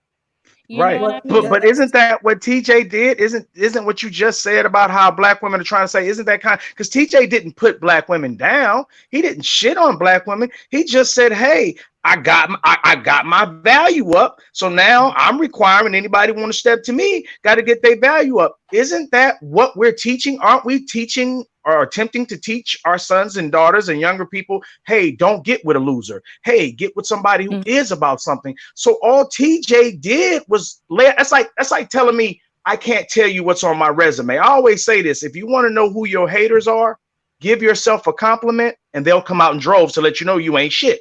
That's how you find out who. Anytime you want to know who your hater is in the room, give yourself a compliment and watch who looks funny. Watch the facial expressions. Watch who has something to say about it. And that seems like that's all TJ was doing, was just saying, "Hey, I made it. I did it." And now sisters out there, the same way y'all have been telling men they have to step up their game to deal with you guys, and as you should require men to come to the plate correctly. Well, now the men are saying the same thing. But what I've noticed sometimes, it's almost like women get to have standards and men don't. We know that everybody says the disclaimer, everybody, but yeah, you should have standards. But when it actually comes time for men to implement those standards, then the problems occur. I agree. I can't deny. I can't deny when you put it in that way, he is basically just doing what black women are doing. Like, okay, I Exactly. have this, that, and the third. You have to come to me a certain way. I get it. If Right. he would have presented it like that and not like, okay, I'm moving up, F black females, y'all dissed me in the past. Don't expect much from me now. You know what I mean? Like, it Is just that what he kind of said? Is that what he said? Did he say that? but it just seemed like that's the energy It he was seems like. giving. Like, it well, just So seemed so like so that's wait. the energy he was hold up, trying to hold up, give. hold up, Okay. hold up. This is Jessica. This is part of what I was talking about earlier about, like, why some women aren't ready for relationships, Hmm. because when a person says something, and in this aspect, he wrote something, and a person interjects what they assume they feel and what their energy is. At that point, it's not what the person actually said or wrote. It's what you wanted it to be. Right. Hmm. So, like, this is one of the miscommunications, personally, I feel like, between the men and the women, is because men don't have this type of reaction with men, but women have this type of reaction with women, where somebody could tell you something and that's what it is. We don't say, "Oh, I felt like you told me this, this, this." It's like, what? Right, You right. don't do that. And even when women talk to women, women will say, they'll interpret something in their own way. And it's hard Mhm. to deal with that mentality where, like, you could have just, like, you could respond to me, right? Like, you know what? Let me see what I'm saying. Jessica, just respond to me real quick. You Mhm. there? Yeah, I'm here. I'm listening. Just respond to what I said real quick. Okay. That was it? Ooh, huh? What do you Jessica. mean? What are you saying? I'm saying, for what I said, respond to me real quick, because I'm gonna show you how it looks coming from the opposite angle. Okay. Um, how would I respond? I would agree. I get what you're saying. You're saying that I'm taking what he's saying as how I'm feeling it and not necessarily what he said. Okay, what I'm saying is, right now I'm gonna do exactly the same thing that happens to us. I feel like you just agreeing with me because you just trying to shut me up. Your energy tells me that you're not really agreeing. You just want me to shut up, so you're gonna say I agree. Okay, you can feel like that. That's what I call a disclaimer. Right, right. But you see how you laughed at it? Like, wait a minute, that'd be stupid. Like, Yeah. that's a normal experience that we have in our community. That's the, like, that's where the miscommunication for some of the times comes from. Like, so you just gonna interject something else into to all of this? Right, No, I right. get you. I feel like, as black women, we are hypersensitive. We are in our feelings. We do feel attacked, but it's not something that is a coincidence. Why wouldn't we? Okay, let me tell you this, and then I'm gonna put the CJ stuff down. If he was not trying to trump or take a jab or take some type of, stagger at black women, why would he post that? What he posted about him graduating, him being on another level, all these type of things, that's fine. You're the prize. We need to work hard for you. Got it. Noted. Why after that is he making sure to post up pictures of some non-black woman? Do you get what I'm saying? To try to like be like, okay, this is what I came from. This is what I'm going to. It's like you're not gonna tell me you didn't have, ill intent behind that. I could Like definitely you understand that. basically just made it seem like, okay, the women at your college was the understudies, and now that you've graduated and ascended, now you're dealing with women who are automatically of value by default, right? He Mm, didn't go to a college with broke black females. He didn't go to a college with a whole bunch of baby mamas.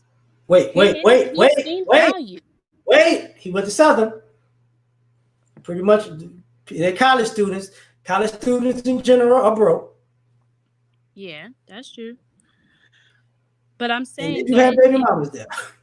no, but I'm saying if he's talking about the women that he graduated with and they're childless and they're feminine, because I've seen a lot of clips and I've been to their websites. I've seen a lot of beautiful feminine childless black women that go to that college. They're smart, they're attractive, they're all these things, but you're trying to make it seem like you're walking away from a cesspool of women and you're going to another level with some not non-black woman just by default of her being non-black. That was a stab. That was a jab. That was you couldn't deny that one. Well, okay. If it's a jab and stab, no problem. Even with that being said, he's 30, right? Hmm. So he could have been there from 18 to 30 or 24 to 30. Depends on if he went to the military or not. You get what I'm saying? Yeah. Because when I was in college, I had friends who were like that, who they came, they got in the military and then they came to school. But even one of my exes, she's a lawyer. She actually graduated from Southern Law School. So she graduated about what 28, 29, something like that. Mhm. Um, here's where the problem lies.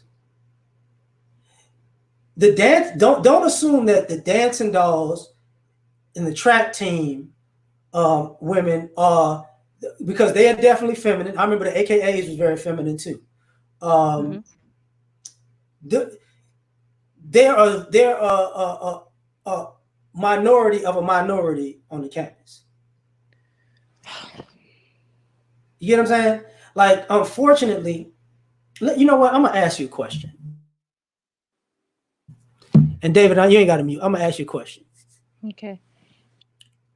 Do you think there are more masculine black men in the black community or more feminine black women in the black community? Oh, Oh. Oh, that's You, oh. you, Let me think about it. More masculine black men or more feminine black women? Let me think.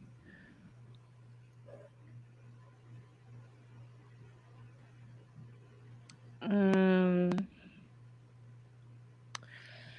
Honestly, I feel like because where most black people reside, and I'm not even gonna play, I'm not even gonna give an excuse. I'm gonna just say that there's probably a shortage on both sides. There's probably, not as many feminine black women as it should be, and it's probably not as many masculine black men as it should be. oh, I don't need. LAR, can I Go ahead. interject one quick one? Give it Go ahead. right back. Um, I would agree with her on that. And as we know that this is the thing that kills me about us. There is a movement. I hate it's crap, but it makes sense because we're psychologically being blitzed. There is a movement that is purposely set to make men more feminine or weaker and make women more dominant to aggressive. And the problem is we won't just sit down and agree to that and then fix it. We won't just sit down and go, okay, y'all a little too aggressive. We are a little too passive. And we know there's exceptions. I'm definitely not a passive. But I mean, my point is, we need to sit down and admit that and then start fixing that. We need to quit talking about, well, maybe this. No, that's a lie. We see it. The numbers are showing it. Hmm. The roles have reversed. You had Willie Lynch. Whether people want to believe that letter is real or not, this is a common tactical strategy. The problem with black people, and I had this on another panel before, we don't study warfare. We don't understand psychological warfare. We don't understand social engineering. We don't understand these things. So you can't even get to talking about, damn, I've been affected by this shit because I haven't even addressed that it's actually happening. So you know that no person with an addiction or an issue can ever rectify that issue if they haven't even addressed the fact that they have it. And I think that's where we're going wrong. Clearly, we see the roles are reversed, women too aggressive, men too passive. But nobody's going, all right, it is what it is. That is true. Let's start fixing it. From here on out, I need you to man up a little bit more. From here on out, I need you to soften a little bit more. Let's go. Hmm. That's true. I agree.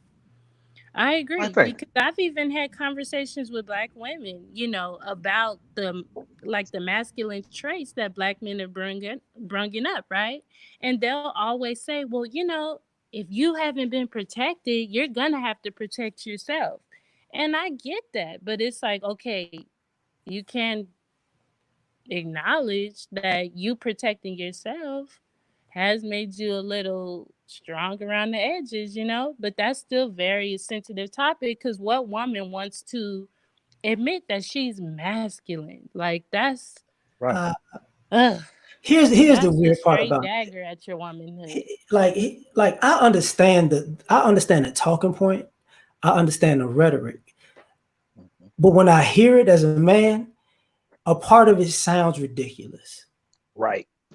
And the Right. reason it sounds ridiculous is because it's the complete opposite of what would you like when you say, like Jessica, when you say women have to be hard because they weren't protected, right? Hmm. That's the complete opposite rhetoric of 20 to 25 years ago when we don't need y'all. We just as strong as y'all.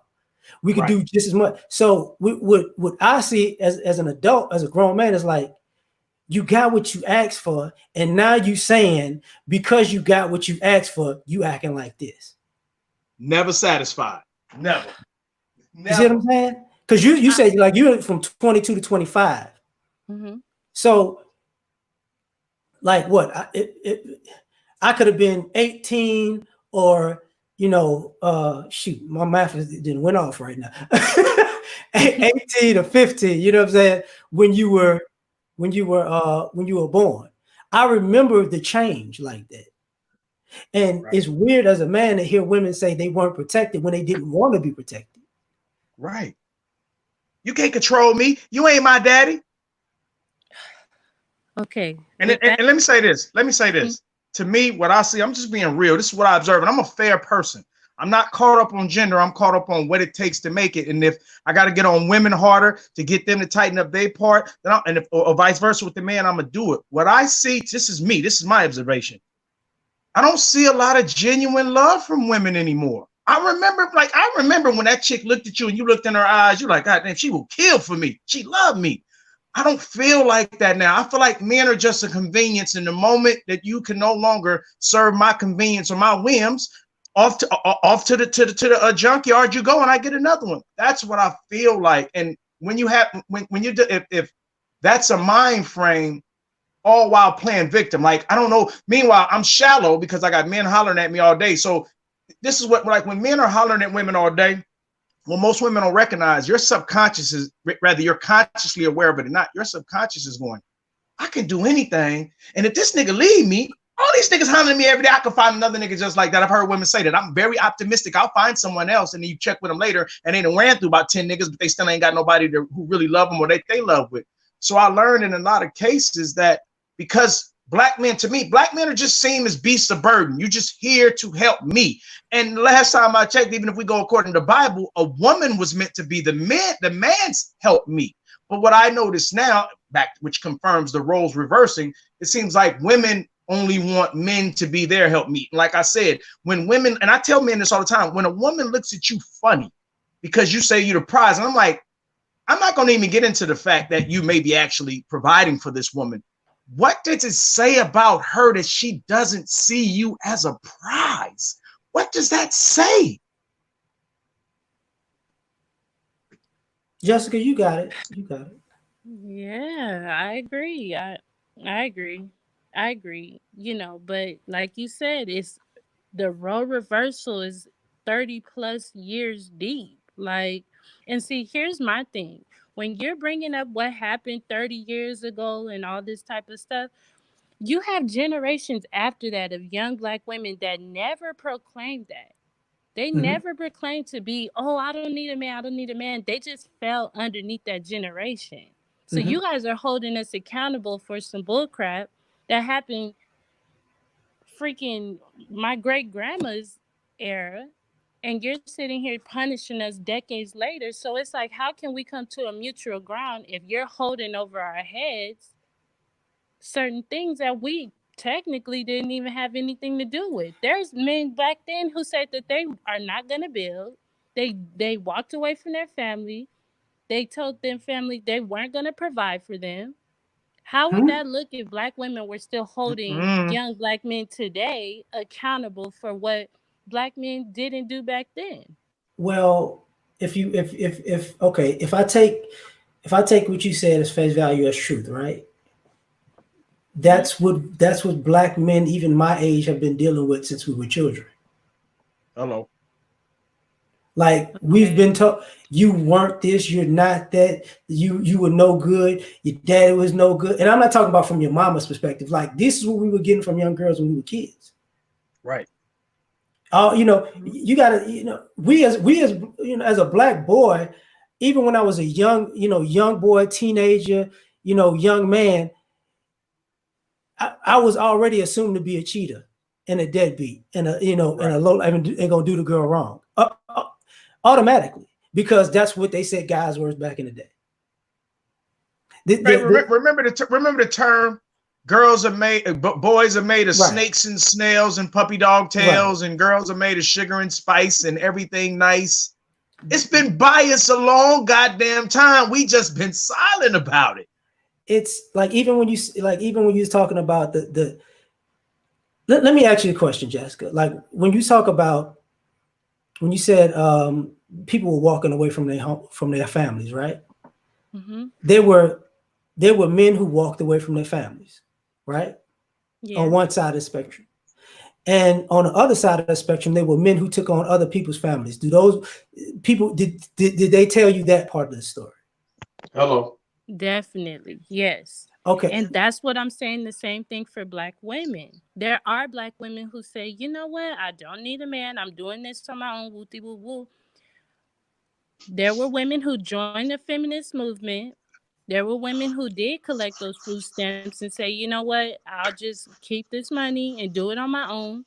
But there were also black women who say, you know what? Forget food stamps. I'm keeping my man. I'm keeping my family. When do you ever hear black men speak about those women? Because I know those women firsthand.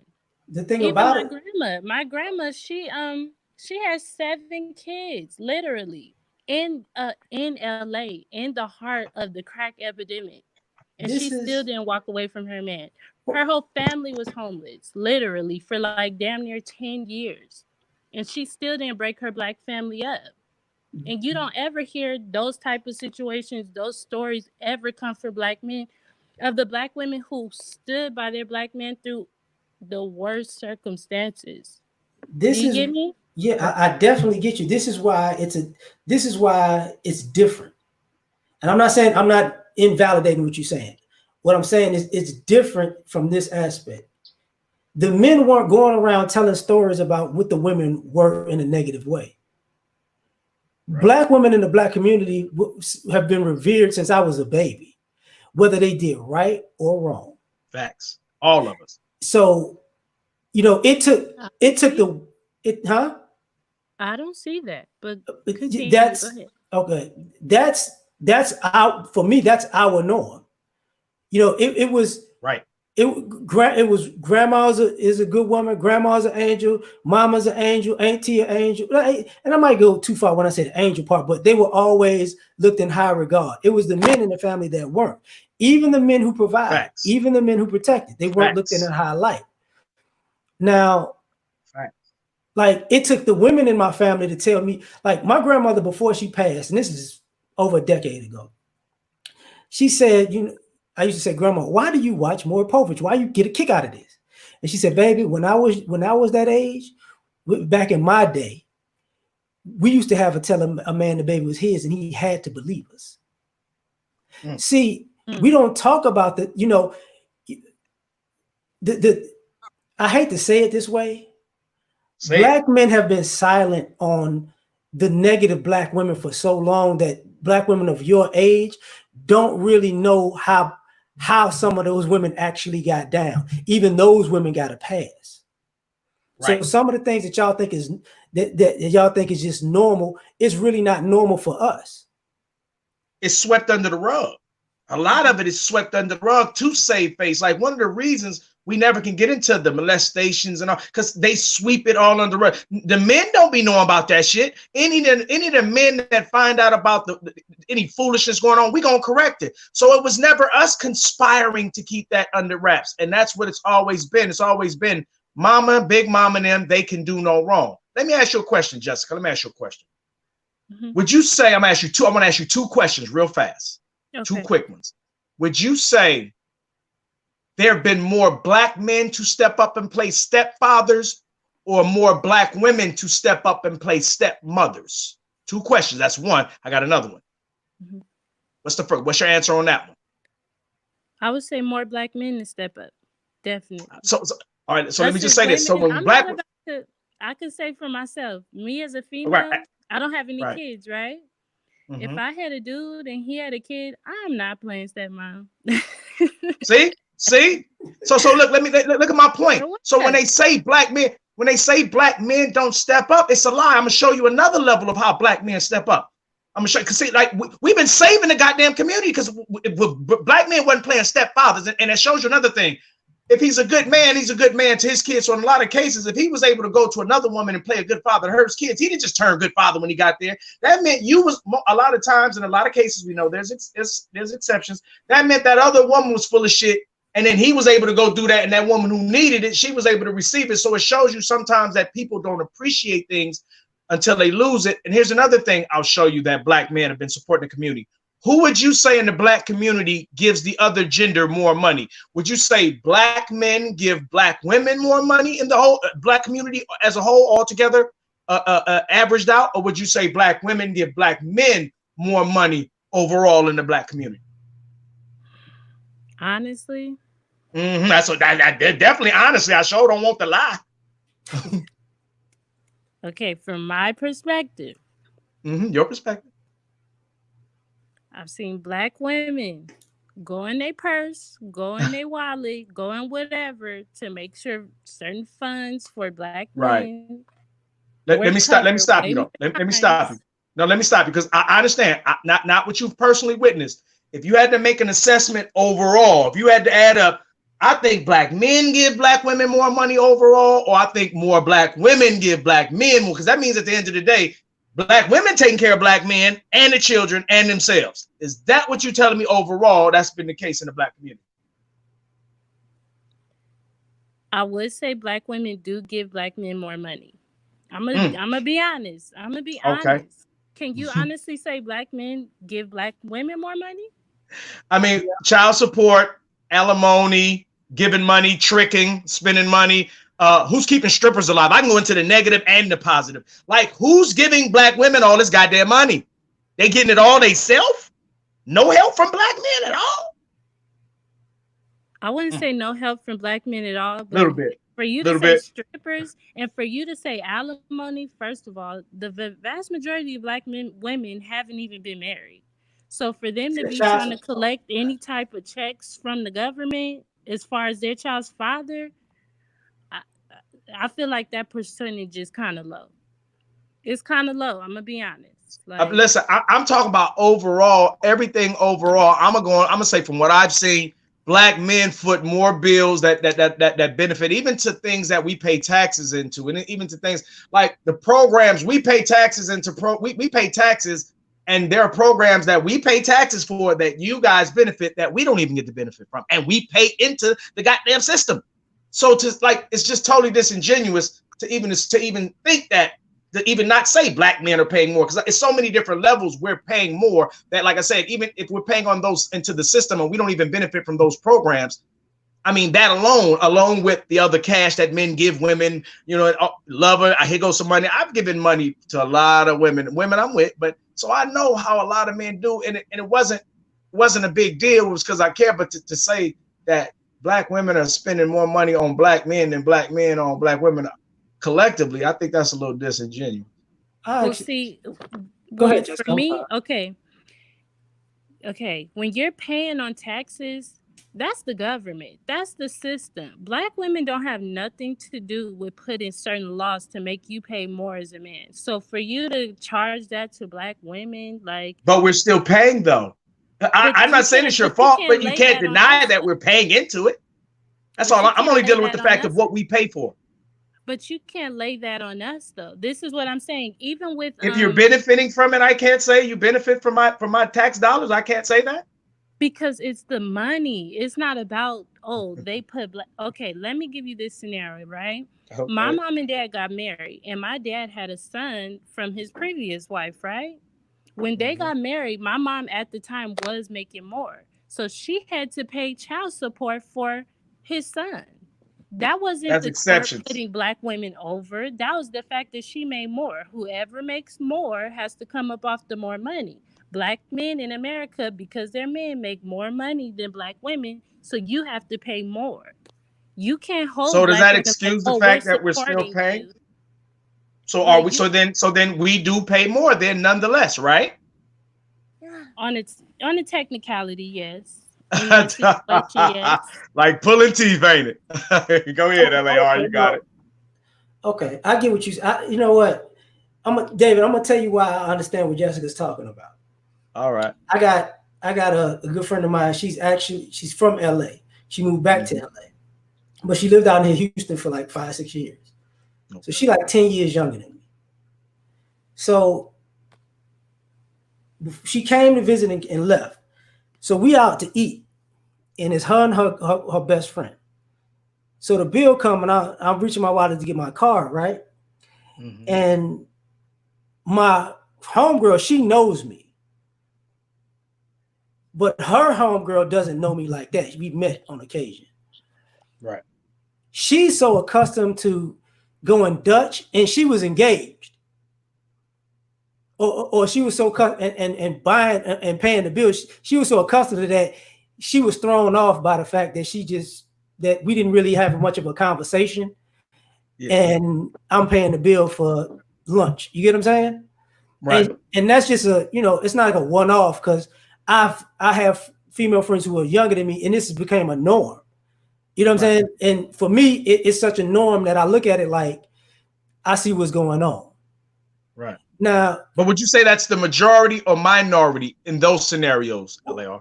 What I'm saying is, in her age group, that's part of their norm. In our age group, it don't even exist like that. Right. Okay. All right.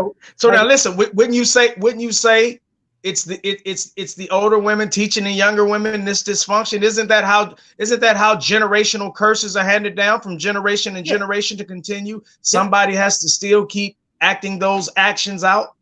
That's what I was about to actually. All right, come on with it.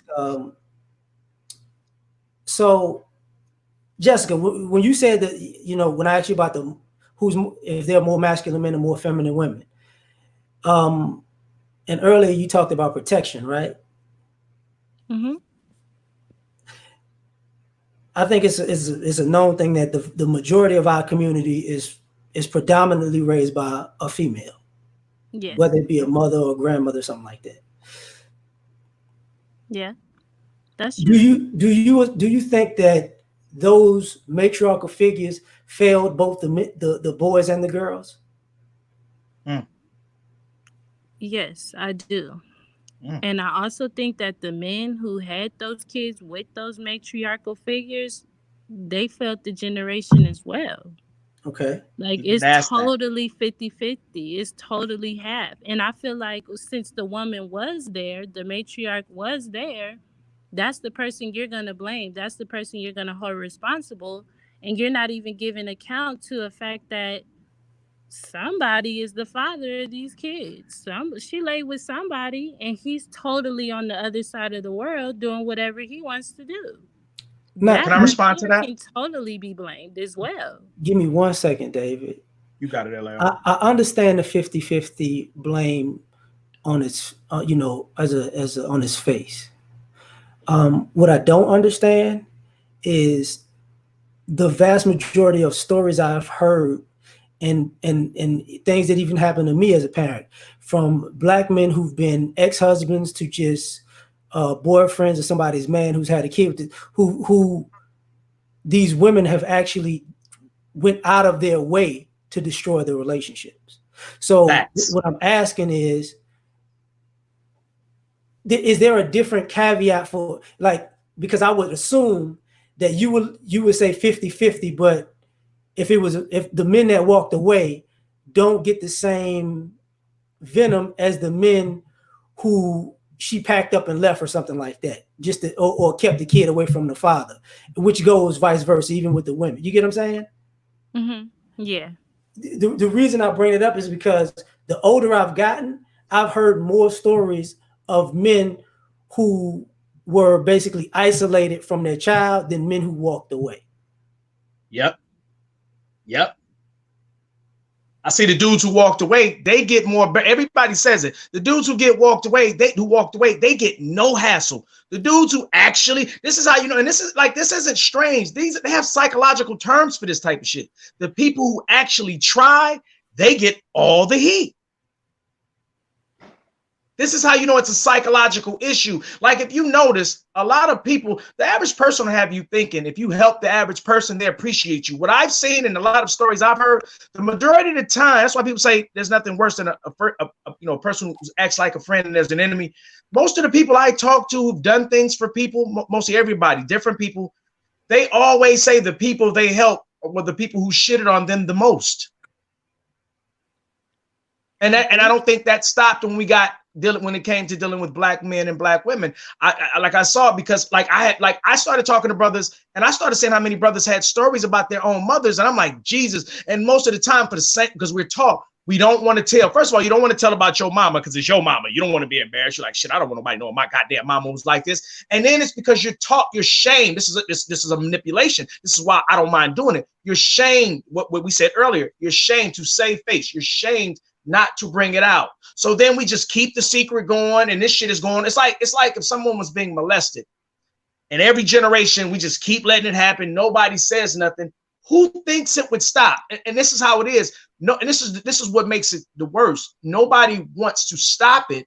They just want to shut everybody up from saying. That's how racist people, they don't mind doing what they do to us. They just want us to shut up about it. They don't want, like, notice, they don't want to stop doing it so we can shut up about it. They want to keep doing it and want us to shut up about it. And these are the same people we're teaching our women and men to be, our women to be masculine and our men to be weak. And meanwhile, we'll all say we get that and go right out of our doors and fall right back into the same goddamn trap.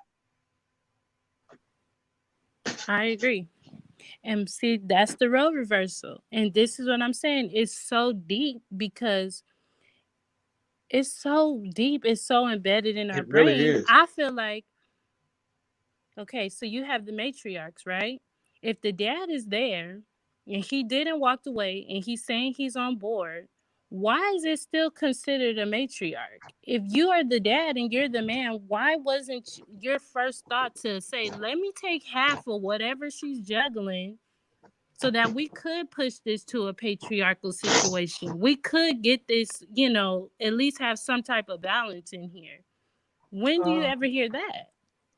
I don't hear that. You guys always say it's a matriarch and black men didn't, there's a whole bunch of black men that didn't walk away. Okay, if you didn't walk away, why is it still a matriarch? That had to be some men who were okay with the women having all the responsibility, all the power.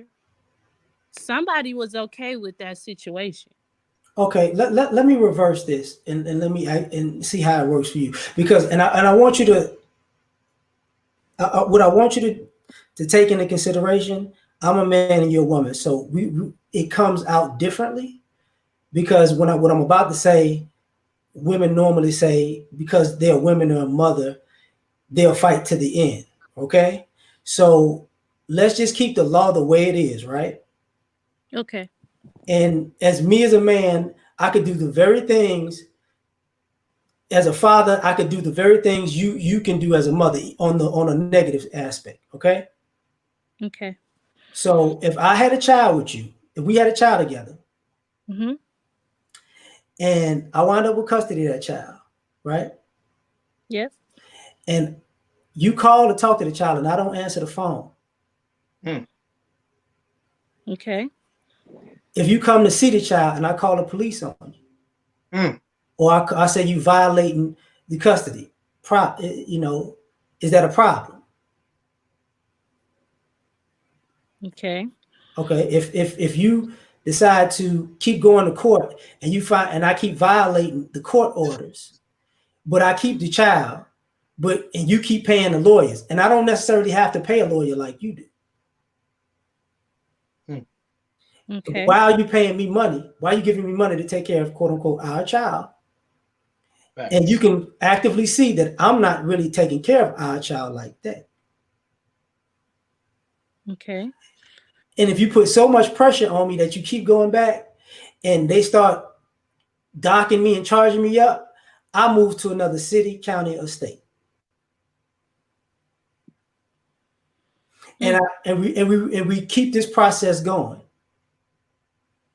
At what point is it me being dastardly, or you're just a negligent?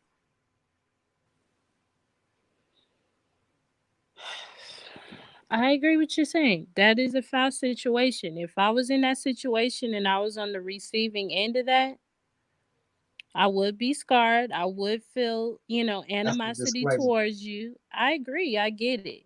No. Jessica, take this into consideration. I'm not even talking about the animosity to the two people. I'm talking about if that's what you got to go through to be a mother. How is that? Now, on the back end, I can say you're a deadbeat mother because you didn't keep fighting me. Right. Right. Kind of shit. Like Take this this, abuse. Get your head cut off. Get bust up. But if you're a great father, crawl through glass. Eat acid. And if you're a great father, you should live through that shit. You no, know? like Dev, you off the chain for that. But the part of that, like if because this is where it gets ugly, right? What if I'm Mm-hmm. telling our child negative things about you to make myself look good? Cold game. See now you know why you're not nurtured like you're supposed to be? Because your mama not good. Hello. You know, we don't need your mama, but if you come out just a little bit too messed up, the reason why you like that is because your mama not here. Right. So you're saying like if that person is constantly being demonized, they can never be seen as a good parent, right? Think about Yeah. the psychological damage and conditioning it actually does to the child. I know men whose relationships I saw them. They tried their asses off to be good fathers, and those children, it was so damaged by the mother poisoning them. No matter what they did, they finally had to just sever it for their own sanity, for their own tranquility and solace. Now, Now, listen. Do you know how deep? Do you know how you have to feel to see something that you love, that you once held and might have been fond of you, and then to have it separated from you, and then later on to have that very thing you held in such a high regard hate you? Do you know what type of mental abuse that is? The thing you love hates you. You want to kill yourself. You want to hurt somebody. You want to do something to somebody. And it wasn't because you weren't trying. It was because somebody who was being real petty and real. Like, let me say this. In a lot of these scenarios, these women don't even know. And I'm saying this is what y'all black people don't know. You're affecting generations to come. You just don't know it. People don't understand how life is a rippling effect because you're living in the now. You haven't even thought about what it's going to do for 50 or 60 years from now. And be honest, most folks don't give a shit. That's why they haven't thought about it. But when you think about what my actions make, because you may damage that boy, he damages his boy, he damages his boy. You've just created a generational curse, aka a negative cycle that you just messed up your bloodline, your family line, or that person's family line. And I know most people don't think that far because most people are short-sighted. So I know they're not looking at it that way. If more people knew what they were doing was affecting the future generations to come, and they did that, then I would know either they didn't know better or they were chicken shit. But there's no way in the world you should be doing this if you understand the fact that you're affecting generations. You're killing your own people. You're destroying your own line. It's deeper than what people want to play it as. And that's why sometimes people like me who see it, who have a full understanding of it, we get so passionate and a little angry about it because as much as we like to write it off, like I said, we go right outside our doors and live life. Like black women aren't faced with a lot of these hardships. This is what black men are saying. And what I'm tired of everybody acting like it's a 50-50 thing. No, they're attacking us differently. So you can't go, well, they do it. It's not the same. And there's a reason why black women can kind of not own up to anything, because society purposely does that. It purposely encourages that so that we will stay divided, because we can't move on if we can't control the situation. And black women, I tell people this all the time, having too much freedom sometimes is dangerous. It's like a kid in a candy store. You give him too many options, he eat all the candy, he gets sick.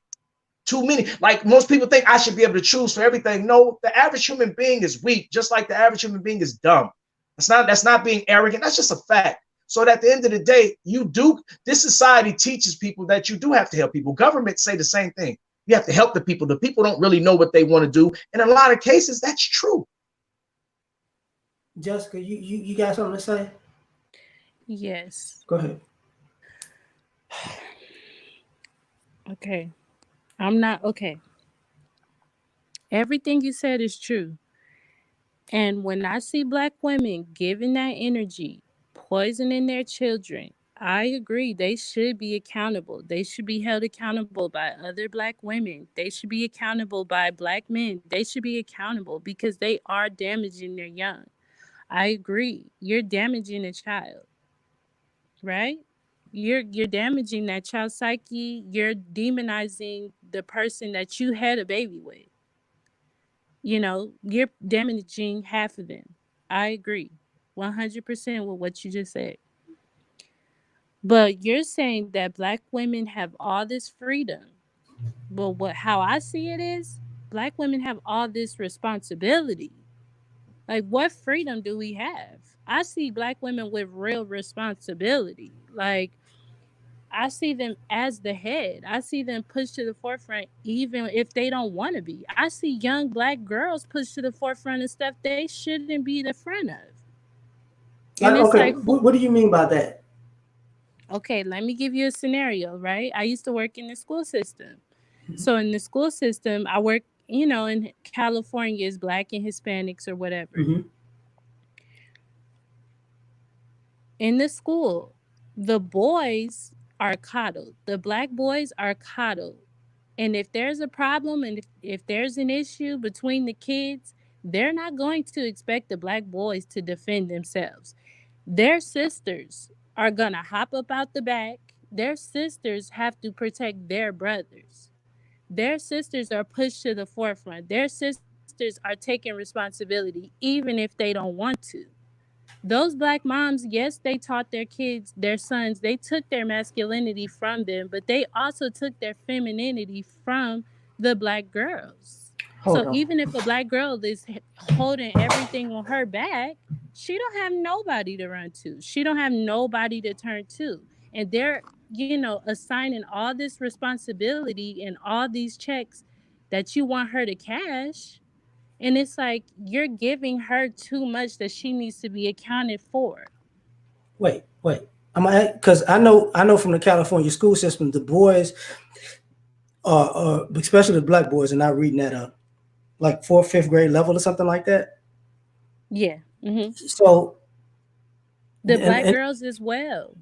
well, I'm gonna get this is okay. This is what I was going to get to because what I was talking about earlier with the switching roles thing. I'm gonna touch on this and then I'm gonna get to what you're saying. What I was getting at the end of the day in your age group, are you finding a lot of people, male and female, who are trying to piece themselves back together because they no longer trust their mother Mm, or they're on the side of the family, mm, mm. Because they no longer trust their mother. or that or just that side of the family? Because I know in my generation, when you got to college age and up, when you got away from the household, the truth Hmm. started to spill out because you was away from the indoctrination. Facts. Facts. And that actually affected the male and female relationships because what wound up happening was now you don't trust your mom and you don't trust your dad and you don't know who's being real or true now, Right. and that affects when you're dealing with male and females because now you don't know who to trust and how to trust. You get what I'm saying? Right. Yeah. Cycle continues. Hmm. So that gets in the Yes. way. Yes, I agree. And to just demolish this idea that like the black mother and the black daughter relationship is solid just because they're both females, that is not true. Like most Well, of I the know that. time, that is not true. That's the furthest thing from truth. From my perspective, from my opinion, I feel like black moms are 1,000 times more crucial and more aggressive and harder on their daughters than they are their sons. They are, because that's a small image of her. So it's like, okay, if she is young and she's feeling beautiful and she wants attention from men, her mom will rip her head off and put her back in that masculine role. So This it's is like, how is this black But girl that's supposed the to deal with problem, all though. this? hold on. But This that's is the this is problem. where okay, this is where as a man it's different because when you were talking about the boys being coddled, right? Hmm. Mhm. Black boys and black girls have the only common thing they have commonality is being black in America in the school system, in my opinion. Facts. And Right. black boys have a completely different experience in schools as black girls. Man. And the things that black girls can do and get away with are things that black boys will get detention, suspensions, and expelled for. And This is to a degree when people say, people coddle the boys and people are soft on the boys. You can get in an argument for the teacher for ignoring you or treating you bad and stay in class. We can't. Right. You can fight for your grade because you feel like you got cheated. We fight for our grade, and something's gonna happen outside of the class, or we're gonna get flunked on the back end. You get what I'm saying? Right. This is not the same, Social and we can engineering. tell it's not the same experiences with the girls when we're in school because we see how, if they get treated unfairly, they can fight for and get it fixed, or somebody can fight on their behalf and get it fixed. We don't have that same experience. Never had. From my point of view, being in the school system in California, there is no black male or black female that's priority. It's Right. Hispanics that are priority, right? Right. I There can the I can understand that. curriculum is totally in favor of Hispanics. So regardless if you're a black boy or a black girl, there is nobody that's going to come captain save that black girl. Black girls get suspended. Black girls get held to the fire just as hard as the black boys. And at least Mm. the black boys, they have sports. They have certain things that, they could still get themselves from. But if you're a black girl and you're coming home and your mom is competing with you, you go to school and nobody understands you. You have black boys who are constantly telling you you not this, that, and the third. You're sitting here saying like, oh, black females have something to turn to. And me as a black woman who walked into a public school system and seen how the young black girls was treated, just like just like how the black boys should be treated, and the black boys are treated how the black girls should be treated, I'm here to tell you there is no safety net for young black girls in public school I'm at not all. saying, I'm not saying there's a. What I'm saying is, y'all. Okay, this like if I got a sister. This is like if I got a sister and we're school age. This is what's gonna wind up happening in the house. They gonna tell me I need to get the family out of this situation. They're not gonna tell it to my sister. So Right. I can be 12 and she could be 10, or she could be 12 and I could be 10. They'll tell her to go to school and do what she got to do. But they're not telling her, you need to get us out of here. Right. That's like so that's a home thing when you're in the school age. But in these schools themselves, it's the situations where I never seen black, and it's been a long time since I've been in high school. I understand that. I've never seen black girls get suspended for being smart. Me neither. I've never seen black girls get detention for being smart. I've never seen black girls get their grades go from a to a C because you're not supposed to be that smart. That's Right. a black male experience I've seen on a regular. Facts. Even when we talked about the HBCUs. I've seen black women on college campuses cry to teachers and get a C bumped up to a B or A, or let me do some extra credit, or let me do this, or let me do that. They don't do that with the guys. You know who has to do? You know the only guys that get that kind of treatment is the athletes who are making sure people buy tickets. Right. And if I may, Yeah, I get right back to your L.A.R. And like with black, I say this all the time. Let me say this just in case you don't know. You should know, but just in case you don't know, Jessica, the black male experience, the black female experience are freaking galaxies apart, totally different. Like one of the reason the term delusional, and I don't want to make it a gender thing, but the reason the term delusional can tend to be more used for black women is because society does, the world you guys live in isn't the same. It's a fake world. It seems real. Of course, there's things in it, context. Of course, there's things in it that are real all day, but it's not the same world for us. Like I guarantee you, the average black woman doesn't wake up every single day. We're not saying it's not possible. We're not saying she's not watching herself. Listen carefully, because you wouldn't be able to enjoy life like this. The average black woman is not waking up every day going, this might be the last day. If I say something wrong right here to this woman, her man might jump out. If I say something wrong to this cop when he pulled me over, he might kill me. If I say something wrong to this chick, she may call the police to come get me. At any given moment, I have to walk on eggshells. And even though I'm a king, I walk like a king, but I have to be careful and cautious. A lot of men have to walk on eggshells just to make it through the day. if that's your, and think about this, just look at the psychological damage and strain on you. If that's your mentality, you're hard pressed to just be nice and friendly and happy go lucky and want to be all.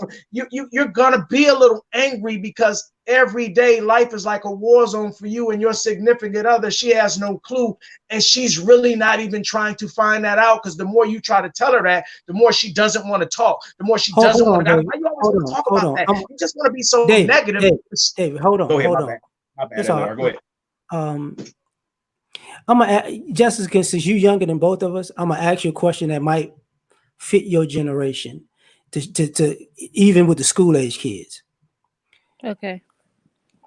and because when I was school age to now, if I talk to most black men, like how many who's got a gun pulled on you by the police and people in the Mm, streets? Even mm, even if you're not involved in anything, that's a normal experience for a black boy at, I would say, from 12 up beyond.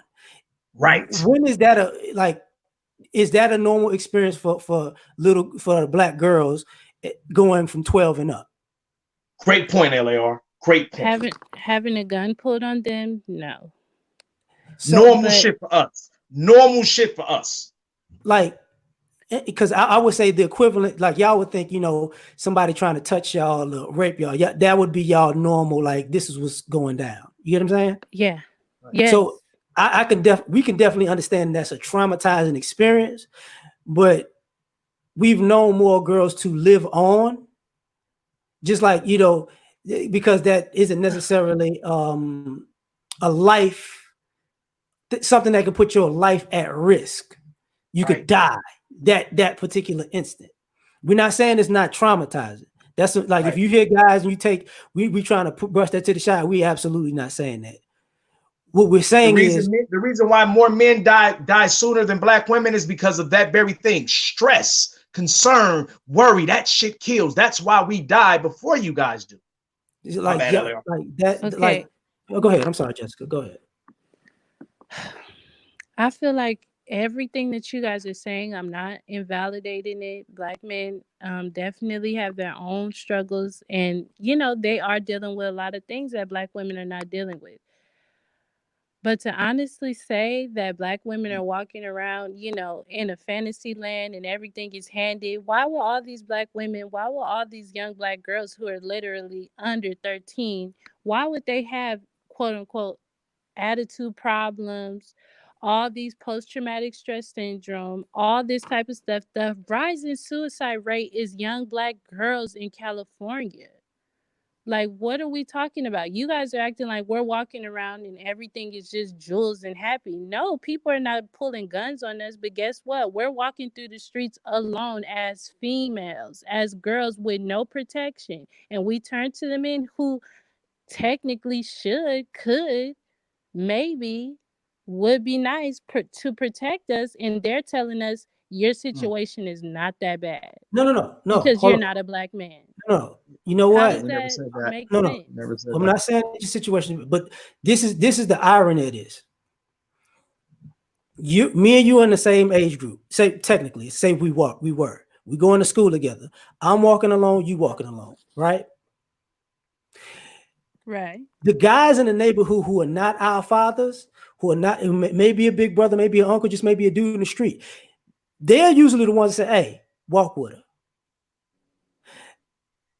What keeps a lot of guys back is sometimes the girl say, "I don't want to be bothered," because she might feel threatened just by him trying to walk with her or whatever, right? But on the other side, I don't think I'm not sure, but do you understand that some of our mothers tell us to leave y'all alone? Facts. Like, don't walk with her because, either don't walk with her because she can handle herself, because some of this ideology about women being strong and independent, you know, even that trickles down to you as a young girl. And I hope you understand that the same way your mother said you can handle it is the same way a boy's mother says she can handle it. Right. So part of us, so there's a group of us that are taught that shit, you don't need no help, no way. Now, Right. I guys agree. I'm interject and not say, gonna "Hey, say that don't make sense." But That's a normal. I'm sorry, Jessica. I cut you off. I'm sorry. No, it's okay. Go ahead. No, no. Go ahead. Go ahead. No, I understand. That's part of the indoctrination. That's part of, like, the generational Exactly. curse. Like, that's, you're viewing us a certain way while we're viewing you a certain way. And it's hurting both sides. Like, we're off effed up out here. Like, black boys are dealing with they're dealing with, black girls are dealing with they're dealing with. And it's like we're the number one enemy to each other. You know what I mean? Like, a lot of black girls do have bad attitudes towards black men because maybe deep inside that's a man that she wants. But if he's constantly making it seem like, That's insane. you are You mean to me because you want me? even I even read a post where it was like this guy, he was basically saying black women are disposable. We can continue the black race without the black woman. Okay, so if you're a black woman and you're reading that and somebody is telling you you're basically disposable, you're not going to look at him like, "Okay, this is a prize to me." You're going to be looking like he's like F me, so I'm going to be like F you. You You get what know, I'm saying? Like I definitely get what you're saying. the And it's gonna sound disrespect, the weird. disregard, all of these things, all of the times that black women have been disrespected, I think trash, belittled, berated, and black dudes didn't feel pressed to say anything. Why would I run to you as the protector? Why would I trust you? Why would I look at you as a provider if you don't have a history of doing that for me? I hate to say this because I don't You want to get what be. I'm saying? I Yeah, feel like other races of women, they are comfortable in that spot because their men have always showed up regardless. no, And no. I know That's the it's probably thing. the moms who told them, "Oh, she can So handle herself. Let her do it herself." But at the end of the day, she probably couldn't have handled herself. I She probably think was lost and scared and alone and dealing with all type of mental stuff she didn't even know how to deal with. what I'm And of about to course, she's say not going to might. look at a black Oh, man and be like, "Please come help me." She's going to be looking like, "This is the main person that's constantly trashing me." hold on. Can you Right? first of all? Can you hear me? Tell me if you can hear me first, Jessica, because I know it does Jessica, it can on. you hear LAR? Can you hear Hello, me? we there? Jessica, Yeah, Jessica, can you hear LAR? Hello. yeah. Can you hear me? No. Can you Okay. hear me? Bring You her out got. and bring her back in. That's what I was about to tell her. Hello? Can you hear us? Can you hear us? Can you hear us? Bring No, her she out and bring her can't. back in. LAR. Just bring her out and bring her back in. Like I'm gonna tell her in the back chat. Or Oh, oh, is she going? She doing it? Okay, okay. okay. Um. Uh. You see, What I like was. the discussion we're having. See, like what they keep, what it always comes. We can never get into what's happening to black women or how black women are, how it, the game being ran on them, how it's affecting us. Because they always see that as a moment where we got to bring up the black men, and that's the problem. Like we can never just, can we just they'll say, yeah, all that is true, but, and they usually say a but usually negates what you just said. A lot of times it's like that's the problem. We can never get into fixing what the black woman is doing because she's always the black woman always spins it back to the black man. Meanwhile, a lot of us are correcting the black men. And if we want to be honest, LAR, this type of behavior of men not stepping up to the plate, this isn't a behavior taught by men. This is a behavior taught by mother. We say that mothers are supposed to be, quote unquote, the first teachers of the children.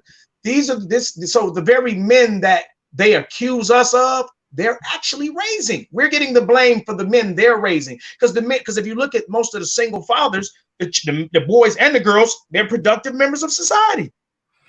That's like. And Jessica, if you can hear us now, okay, okay. You need to drop the link. Yeah, I got you. I got you.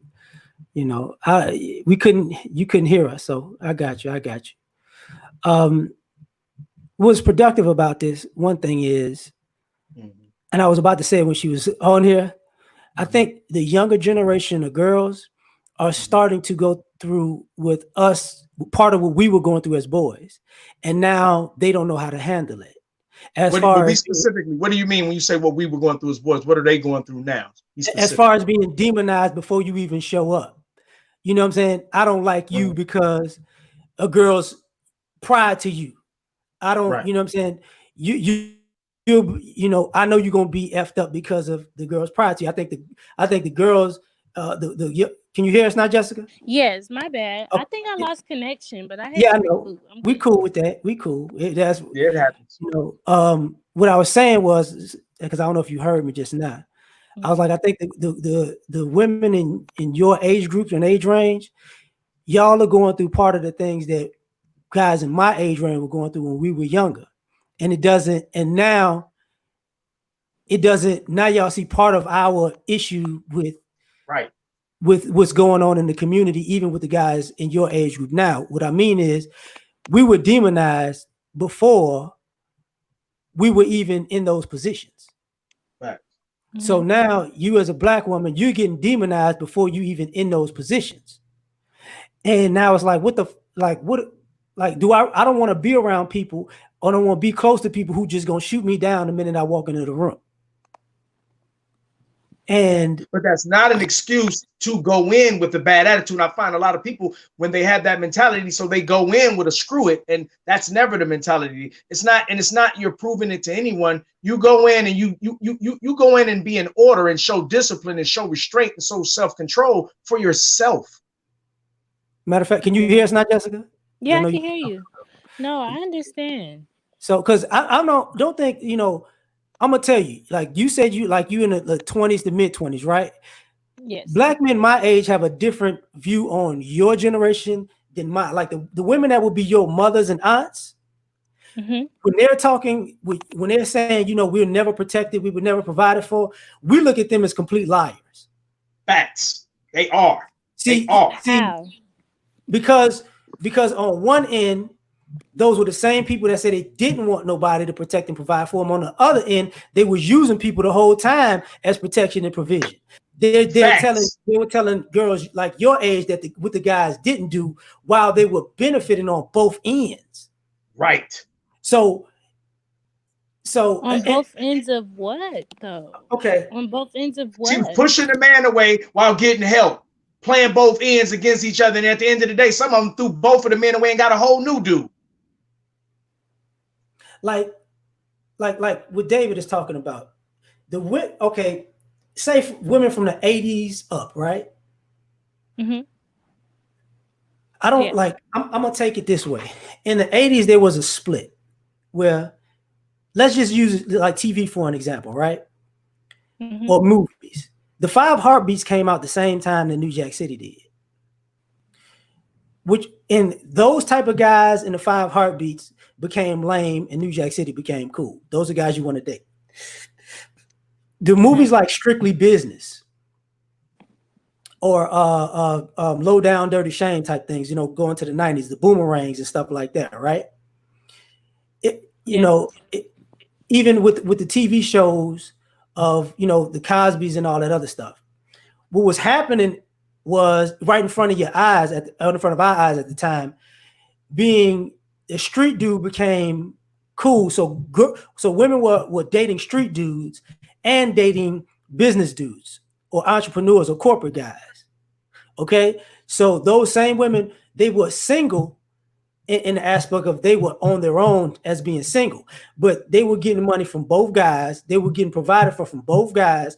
They were getting protected by from both guys, just in Right. different places. The dude might protect you in the hood. This dude might protect you in the burbs. This dude would take you to this event. This dude would take you to that event. So your aunts weren't telling, the aunts and mothers weren't telling these young women, okay, these guys never protected and provided for us, because they were talking about a singular guy. They weren't telling you they were dating multiple guys and they were doing different things with him. Facts.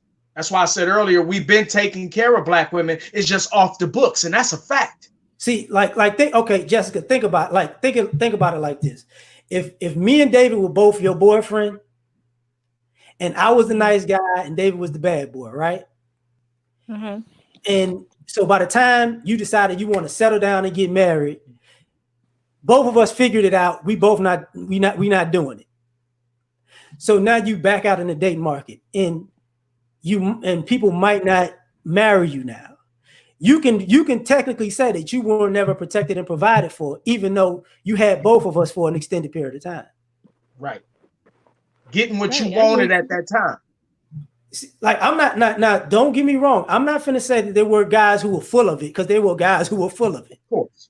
But what Exceptions I'm are the minority, though. yeah, We're but talking the overall majority, what I'm saying is the things that Hmm. y'all were told the half of the story. Like which is this a lie. this is one of the issues that we have in our community, and I'm too long-winded right now, is that No, you ain't. unfortunately we'll get half of the story from mom and we never get the other half from dad. Uh-oh. It like by the time we get the other half from dad, we 20, 25, 30, and The then damage is it done. sets it. Yeah. And that goes with the same thing with the ideologies with the similarities and differences with the men and the women and the boys and the girls. You don't get the other half of the story until it may be too late to fix that bond. So my bad. LAR, let me ask you Right. this. Well, let me ask you this, LAR. When would you say all of us started finding out that our mamas was doing all the same shit? When would you say we all started figuring that out? As boys, I think in high school. You think that's what? So you would say that was the soonest time we all started figuring out Yeah, our mamas was doing some shit. And I'm talking. No, yeah. this is what I mean. Let me correct it. When did we start comparing stories to each other? College. So, so Because good point. Exactly, yeah, because exactly. So yeah, it took us having to talk to each other and be open about that. Because see, at first, like I would like perfect example. I saw my mother in a whole nother light. I watched my mother send me off to live with my father, which wasn't a bad thing. She had another baby with my stepfather. She met this man. I probably knew the man 6 months. She was marrying the man. She was marrying the man. She had a baby with the man. I'm babysitting the man. The man don't like me. That typical stepfather that you ain't my son type of shit. I went through all that. Me and him getting into fights. She shipped me off to my pops. I'm gone. That's the last time. I'm 12. The last time my mama had to do anything was at 12. I'm with my daddy. My daddy got me working for everything. Everything you want, you got to work for. I ain't giving you nothing. You got to work for it. I'll loan you stuff. I do this, I become a man. I watch my mother do this with this man. She used this man. This my stepdad. He ain't ever bought a new suit. He ain't ever bought a new car. He making good plumber money. He making good money. I'm going to work with him some days. She used all the money. They had property. She sell all the property. They end up broke. He have a heart attack, go on disability. She had another nigga on the side. She shipped my stepfather off to Louisiana. And I can get in the karma of him not liking me. I can get in. They had a son, my brother. He got key burnt up in the car. I can get into all that of how her actions led to all that. Look at me. Meanwhile, me 6-figure nigga, 850 credit score on my own. Not one woman giving me anything. I'm just showing you the difference of, and again, when I would talk to my mother about a lot of my mama left me at home. I had to call my daddy because wasn't no food in the refrigerator. My mama worked good money. She worked 2 jobs. She worked in the mall and she had a county job. And when I would tell her these stories, she would tell me I'm lying. You lying. I'm like, how do you make this type of shit up? And I started talking to more brothers, and they started like Ty City. He got a story. I started finding out, goddamn, a lot of these stories is damn near spot on, the same exact shit. watch this, Jessica. You can hear me, right? Yeah, I'm gonna hear reverse you. this. I'm gonna reverse this for you because like I said, your generation is a little different. So you dealing with guys who going 50-50, going Dutch, wanting you to or wanting you to foot the bill. That's the type of guys you coming across, right? Yeah. Hmm. Okay. Now, when you turn 40, them same guys gonna say, I protected and provided for these women. They just don't admit it. Right. I was always protecting these women. I was always providing for these women. And what would you say at that point? No, you wasn't. And, but and then their sons go about doing the exact same thing that they said that their dads was doing to say, I'm protecting it. This is how you protect and provide because my dad told me this is what to do. Then that whole generation of young boys think it's normal Right. to do Exactly. halfway stuff. Uh-huh. That's what we're saying that happened prior to you. Right. I agree. And I feel like I understand. Like, that's not far fetched for me to hear. You know what I mean? Like, I even have like aunties, great aunts. I know they was doing some savage stuff in their prime. I could just look at them and tell. Like, I know I'm not putting it past them. I'm not in denial. But what I'm saying is there's a paradigm shift, right? Mm-hmm. So me, from your generation to my generation, everything has been flipped. The role reversal is totally flipped. All these things are flipped.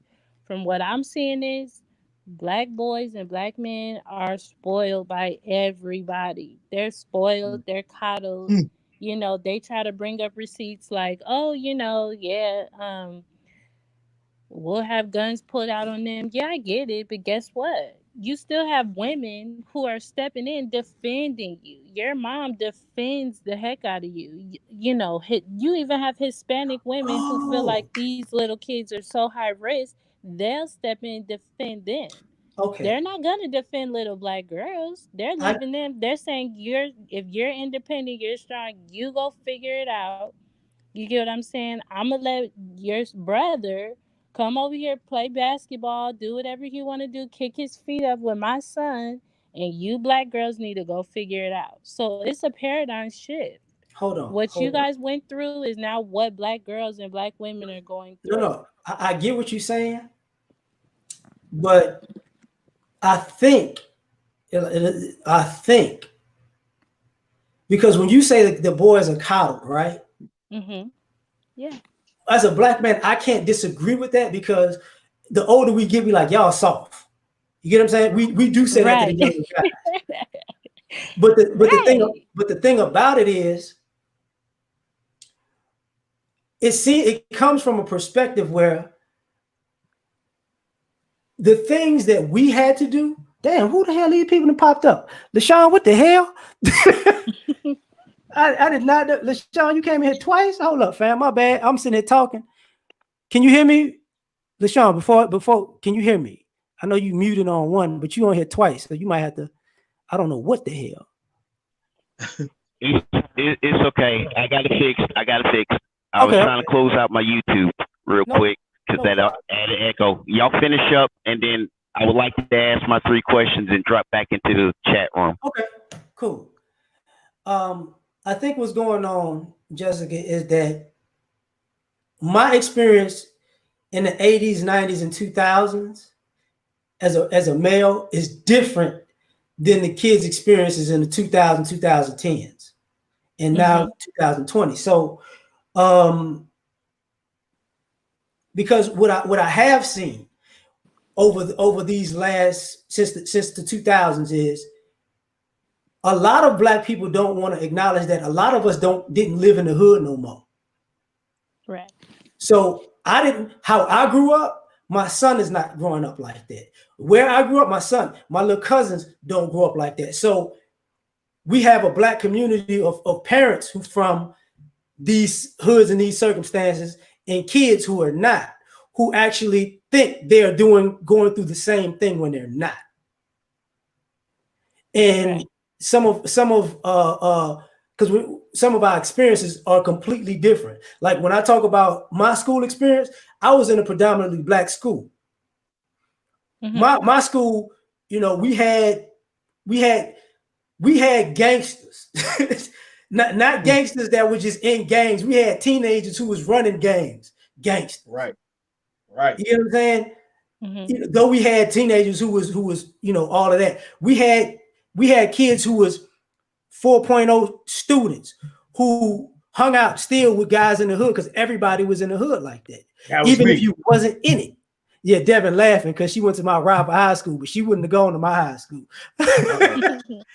but but the thing about it is our teachers were different. The streets were different. The cops treated us different. You know what I'm saying? Like Mhm. even now, like even when I look at current entertainment, we look at the young rappers like you. There's no way you could be a gangster. You could never make it in the 80s, 90s, maybe even the Right. early 2000s, the way you carrying Right. yourself. Like we look at Right. the athletes, there's no way you could survive playing the game you do now back then. There's no way. We look at the Right. people who Right. themselves smart. There's no way you should be this stupid with all of this technology. We had to go to Technology. the library and learn this stuff. And you still ain't learning it at home. Facts. Right. Got it at This your is fingertips. this is for me. When you This got is a our man with generation, right? 69 on his face and rainbow bright on his face, and you calling him a gangster, No, no, no. all right, Hold up, hold all up. right, that's what he means. Hold up. I'm gonna say this, and LaShawn, you got the question. When he just brought up Takashi, Takashi wouldn't be able to live because he keeps saying nigga and he not black. Right. he would never be able to go to a show anywhere and not get his ass whipped because he keeps saying nigga like it's nothing. And then if you Too come much to freedom. Cali, the only people Too who much really freedom. say nigga is non-black people. That's the crazy part.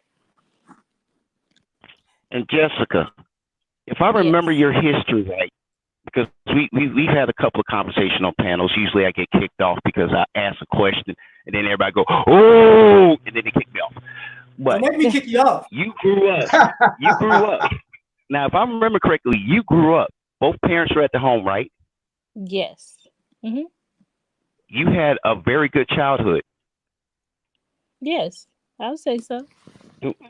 Then why are you taking a whole struggle and making it your life story and defending it when you don't live that life? I'm That's not. question one. Mm-hmm. Oh, no. Just think about the question, and I want you to really assess it because you're taking on a whole struggle and you're not a hoe. And you're defending it, and you keep coming up with buts, which is confusing to everybody on the panel and the chat room. Second question. Okay. You don't live that life. You ain't about that life. But your talking points are about that life. Why is that? Right. Now, here's the third question. Why is it that you agree and every damn body saying 100% facts, but you going off what everybody else is saying the lie they told you, and you know it's a lie, but you can't let the sisterhood go? That's the third question. I'm going to jump off and go back in the chat room. But these are three serious questions. And you as a woman that don't represent that, you're sure hell doing a lot of repping. Right. And that is confusing for us on the panel, us in the chat room, and even to yourself because you're double thinking and then tripling down. And that's kind of confusing. Okay. And that's all I got to say. I'm going to jump off and y'all go ahead and finish this up. Salute, bro. Hey, the sisterhood is the MK Ultra. The sisterhood is the goddamn MK Ultra. Jessica, if you want to respond to that, you can. But I have my own theory about this stuff. Go ahead. Me too. Yes, I am glad that he came forth and said that because that's true. I did grow up with both my parents. That's facts. I did. I didn't grow up how all these. I'm not a part of no sisterhood. I'm not claiming no sisterhood. What I'm telling you is the way I grew up is 0.5% of the black people around me. And when I went to the school systems and seen how black girls are being raised and black girls is coming from literally abstract poverty, why wouldn't I use my voice to defend them? Why wouldn't I? Nobody else is. I've seen how functional black people work. Why wouldn't I go to try to bring function to dysfunction? I would be selfish. I would be looking at myself crazy. When you go to public school, like you said, most black kids are reading at a 4th grade level. Me as a black woman who grew up seeing how it's supposed to be with a black man and a black woman, why wouldn't I? Why wouldn't I interject myself in the situation and have these conversations and bring up these topics and see both sides of the situation to try to find some type of common ground? Why not? I never said that I grew up so terrible and so. No, I told you. My grandma, she has 7 kids. She was still married to her man. She still loves her man. My parents have been married. My dad is from Watts. That's poverty basically in California. My mom is from Compton. They moved together. They brung their money together and they moved to a city and they've been doing good. I never lied about that. That's the facts. But guess what? The way I grew up is not how young black girls is growing up. They don't have a dad. They barely have a mom. Why wouldn't I come through and try to figure something out and talk something out? Right? Well, yeah, like this is why I think about stuff like this, and honestly, is because you might be speaking, you might feel like you're using your voice to speak for people, which you are. Mm-hmm. What winds up happening is at the end of the day, the elephant the elephant was in the room before you got there. Right. And you were taught to overlook the elephant in the room before from an early age. Nobody, like when you say the girls are in abject poverty, they're there with their brothers in abject poverty. Facts. Right. The thing about that is, even when you was talking about the fourth grade level, the girls, if the girls are reading at a fourth grade level, how are they still getting into college? And the boys reading at a fourth grade level and they not. Uh-oh. Uh-oh. Where is black boys Uh-oh. not? Okay, let me address this because I live close to a community college. I ain't talking about community college. A community college, a university college overall, Okay. right? A university. A university, okay? What is more of a realistic situation? Somebody buying into a young black boy from the hood who knows how to play basketball and giving him a scholarship, or somebody reaching back and giving a random black girl who comes from a family of 6 other black girls and saying, "Hey, I'm gonna put you through college." Is way more prevalent. It's way more realistic for a young black boy to be elevated off his talents, off whatever. And even if there is no talent, even if there's nothing, a black girl could go and apply for college. A black boy can go apply for college. Nobody is handing black women these, I'm going to put you through college just because. No. No. That's not the same thing. Most black Right. women who went through False college, equivalence. they're knee deep in that. They'll tell No. you. I in I get debt. what you're saying, Jessica. That's let me scale it back some. For the guys who aren't in athletics, and he got a 2.5, she got a 2.5, he scored a 1200 on the SAT, she scored a 1200 on SAT. When he applies for the college, he doesn't get in. When she applies for the college, she does get in. I'm a double minority thing. That's what I'm talking about. Because whether you know it or not, even when you bring up the sports, even when you get a scholarship for sport, first of all, scholarships aren't what they were 30, 40 years ago. Scholarships are 1-year trials. That's what scholarships are now, especially athletic. You go year by year. You got a full ride that 1 year. And if you mess up that first semester, you out. Like a lease. Yeah, that's what that is. But even when you get to college, there are far more girls in college in general than boys already. That's across racial lines. Yeah. So for the guys who apply and are not in sports, they're less likely to get accepted. Even that's what I meant by both of them reading on the fourth grade level. Even if they got the same thing, all in all, they're less likely to get accepted. I agree. I see how that could work. Her pulling out her double minority card. I get that. She doesn't have to. No. She don't. And this, I don't mean to cut you off. This is the thing. When women are that young, they didn't pull out the card. That card already existed. They don't. They might not even know it exists. Some of them don't. Like, that's the. What was that movie? The TV show when the dude was breaking out of prison. He was breaking his brother out of prison. The dude that looked white but he black. Wentworth. Prison Break. He went to college. He got he's got his life together. And he kept going on with the story that, look, we got a certain amount of money from our dad. I did this with my money. My brother did this with his money. He didn't know his brother stole the money from somebody and told him that story. So his being able to go to college was actually his brother sacrificed himself so he can go be something. So the brother in the show didn't realize until somebody who was actually in that life told him, you ain't get no money from your daddy. Your brother did this, then gave you the money that told you that, and now you where you at today. That's what put you on that path.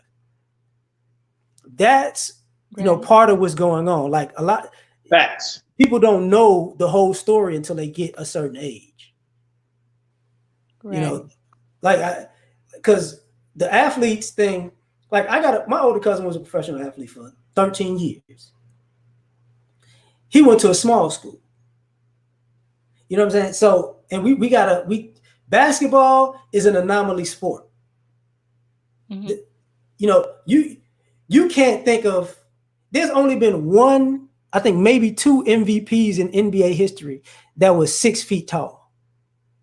Everybody else, you know, is 6 something.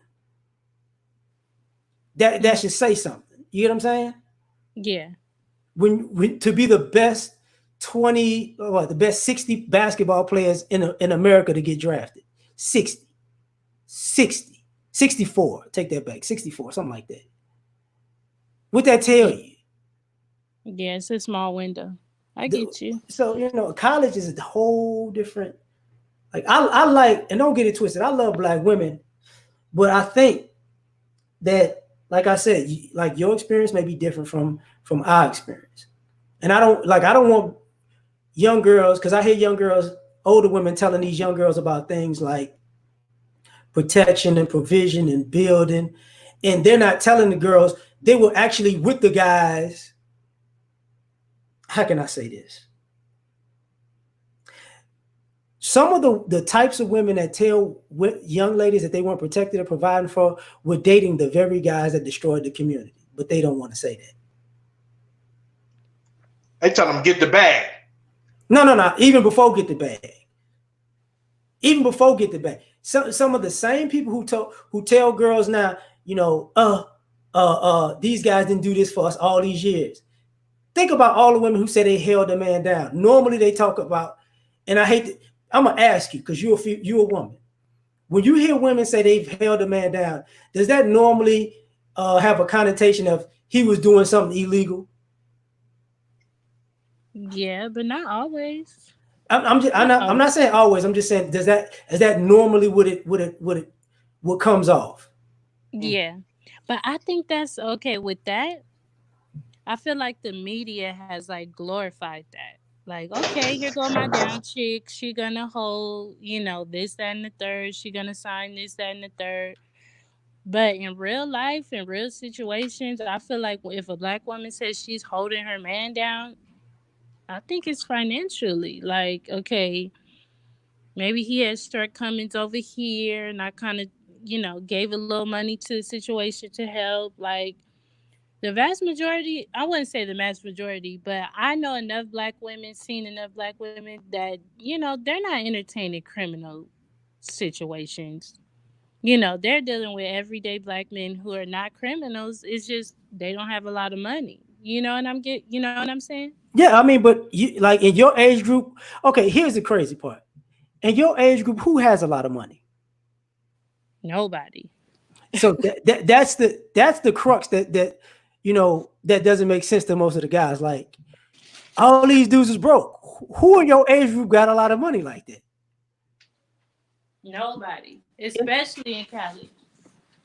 So like people start coming into getting a stride financially probably 30 and up. Mm-hmm. Right. Just in general, not even just in general. That's right. So this idea that I hate to say it this way, but Say it. it seems like the black males and the black men, when they say they holding somebody down, she's not a criminal. It's not criminal aspect of it. It's more she's just struggling because of her life circumstances. Right. Well, when do Right. you regularly hear that? When do you hear black men say, "Oh, I'm holding this black We woman don't we down, don't we don't say helping it her out"? because we don't say it because we think it sounds stupid. Right. Because We never say it. when we in relationships with women, we're not finna just go out. I'm holding you. That's what a relationship is. We don't put that on a pedestal like you know what I'm saying. You having this problem because I don't. Like I said, we're in different age groups. A guy in my age group is the same as David. We can't even recall how many times we did stuff for women because that's our norm. We can't Right. pinpoint I did this, and this. Even when she go left, we can only pinpoint a few things. We can't say I did this, because we don't keep score like that. Right. Mm-hmm. I done had them remind me of how much I spent, and I forgot. I'm like, damn, I spent that. Damn, I did. Damn. Like that's not like when ladies think about having male energy and masculine energy. Part of being actual masculine energy is being a giver. We don't write. We start writing stuff down if it's business. Like, yo, I got to know this, because I need to get this is business. I got to get something out of this. I Facts. can't just be giving and giving, giving. But when it comes to the opposite sex, we don't do that. Hmm. Yeah, it's definitely a different generation because what I'm seeing, I'm seeing, okay, this is kind of like the narrative. If you're growing up with your mom, right, and she has a son and a daughter, she's going to teach her daughter, you need to protect your brother because he is targeted out here.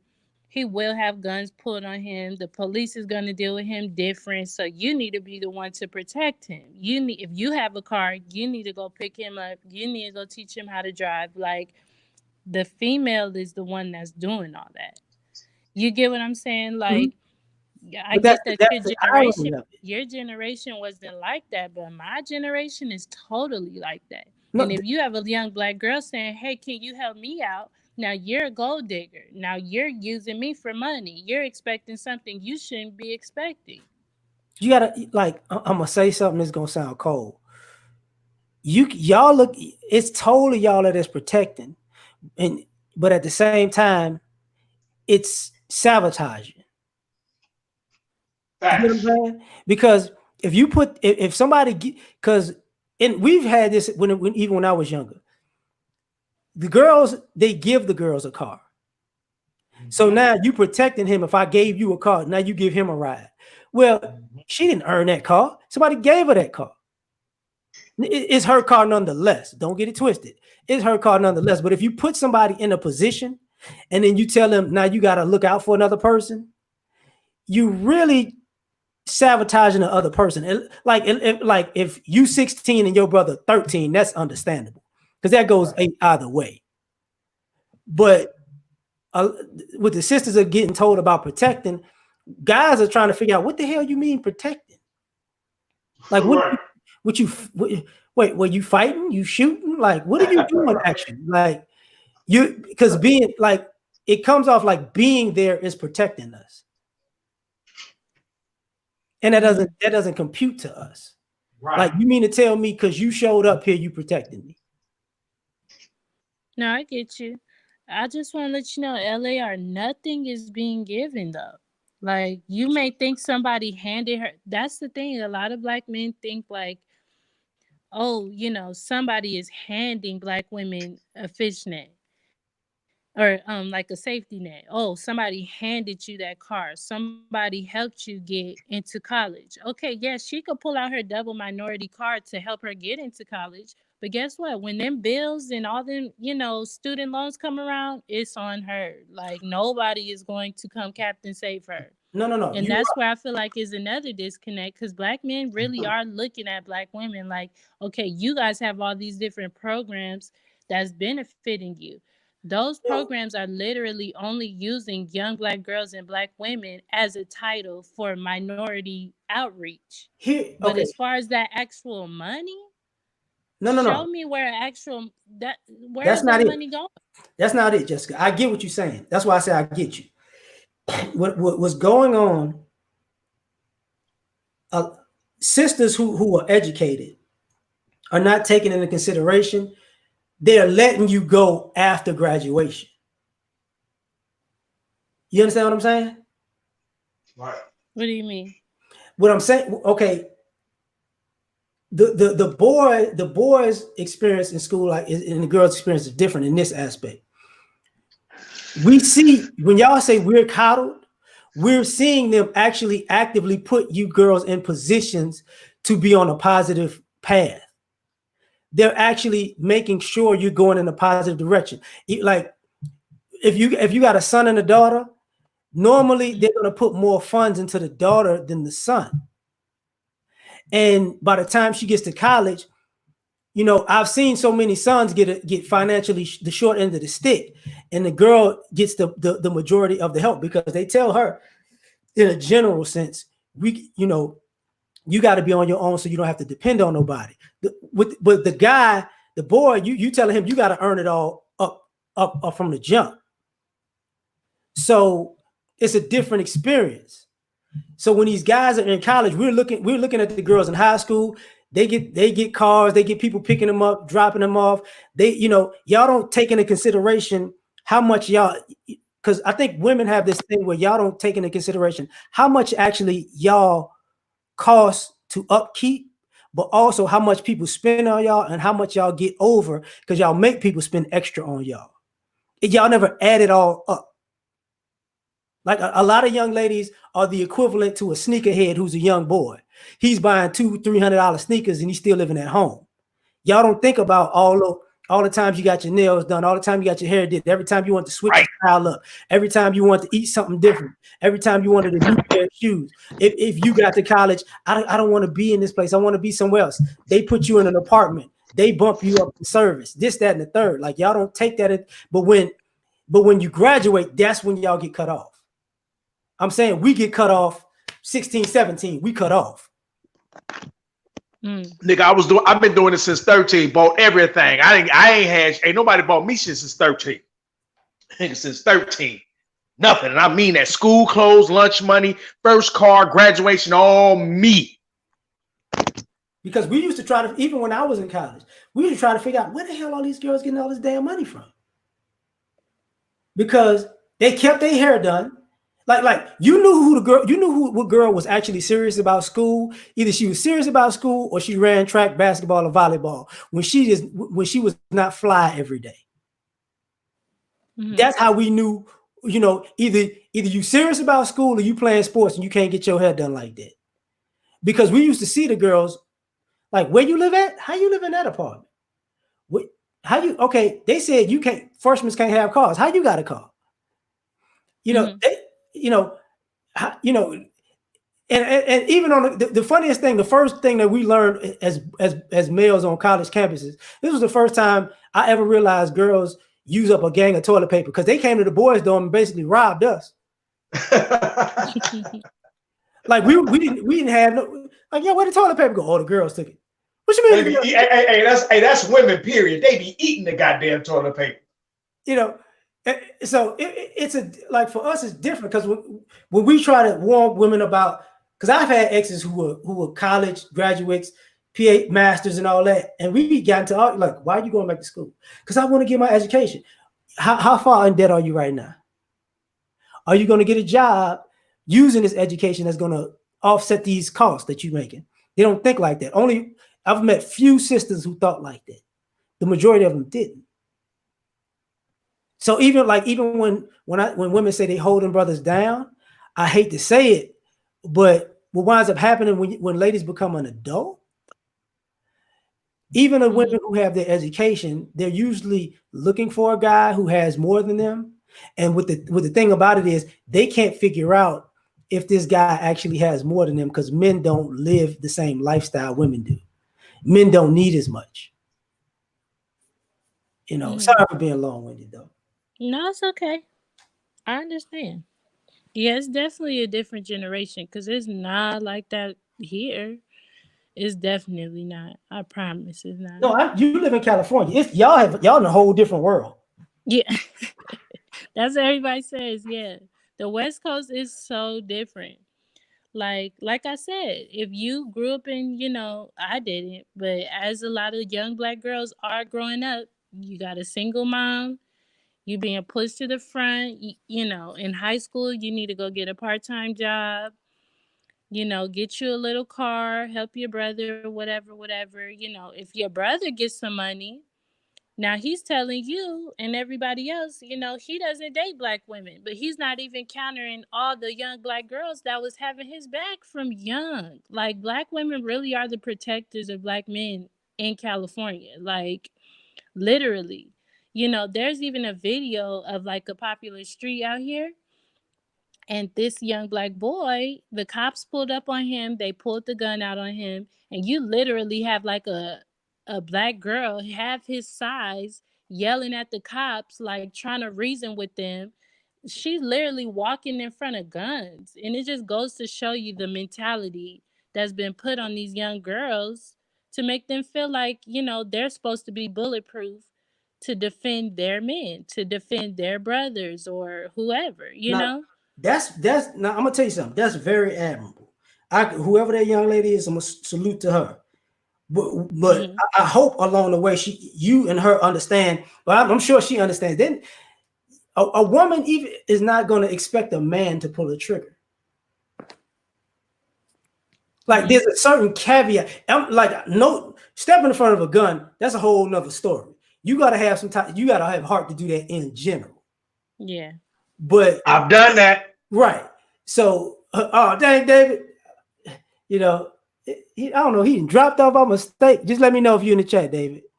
Um, you got to have heart to do that in general. But women don't look at those like.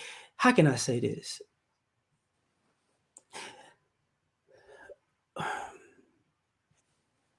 Okay, when I was younger, the girls were the ones who was getting you in stuff.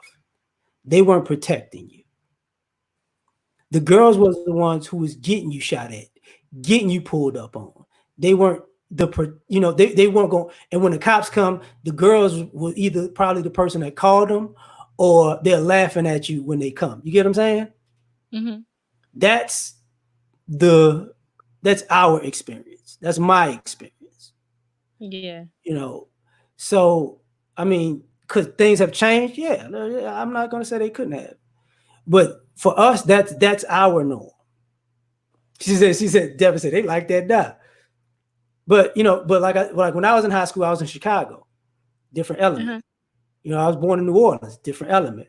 I lived in the DMV, different element. You know, Yeah. so it is Steph. God dog it, Steph. You better stop balling out of control and super chat like that. Thanks, man. Well, no, keep balling out of control. Do your thing. I said it wrong. You know, I don't know if I'm gonna be on here forever, fam. Like it's my day off. We've been here for like 3 hours. I know. You know, uh, But yeah, I'm off next week though. But thanks for okay, having me on the show. yeah, yeah, no problem, no problem. Go do what you got to do. I'm gonna do what I got to do. Because I'm hungry as hell now. It's lunchtime, huh? It's past lunchtime. I get you. Well, thanks for having me on, and I'll definitely visit the channel again. All right, all right. Catch you later. All right, bye. Peace, everybody. We gonna get out of here. He said it seemed like 30 minutes. It's a long 30 minutes.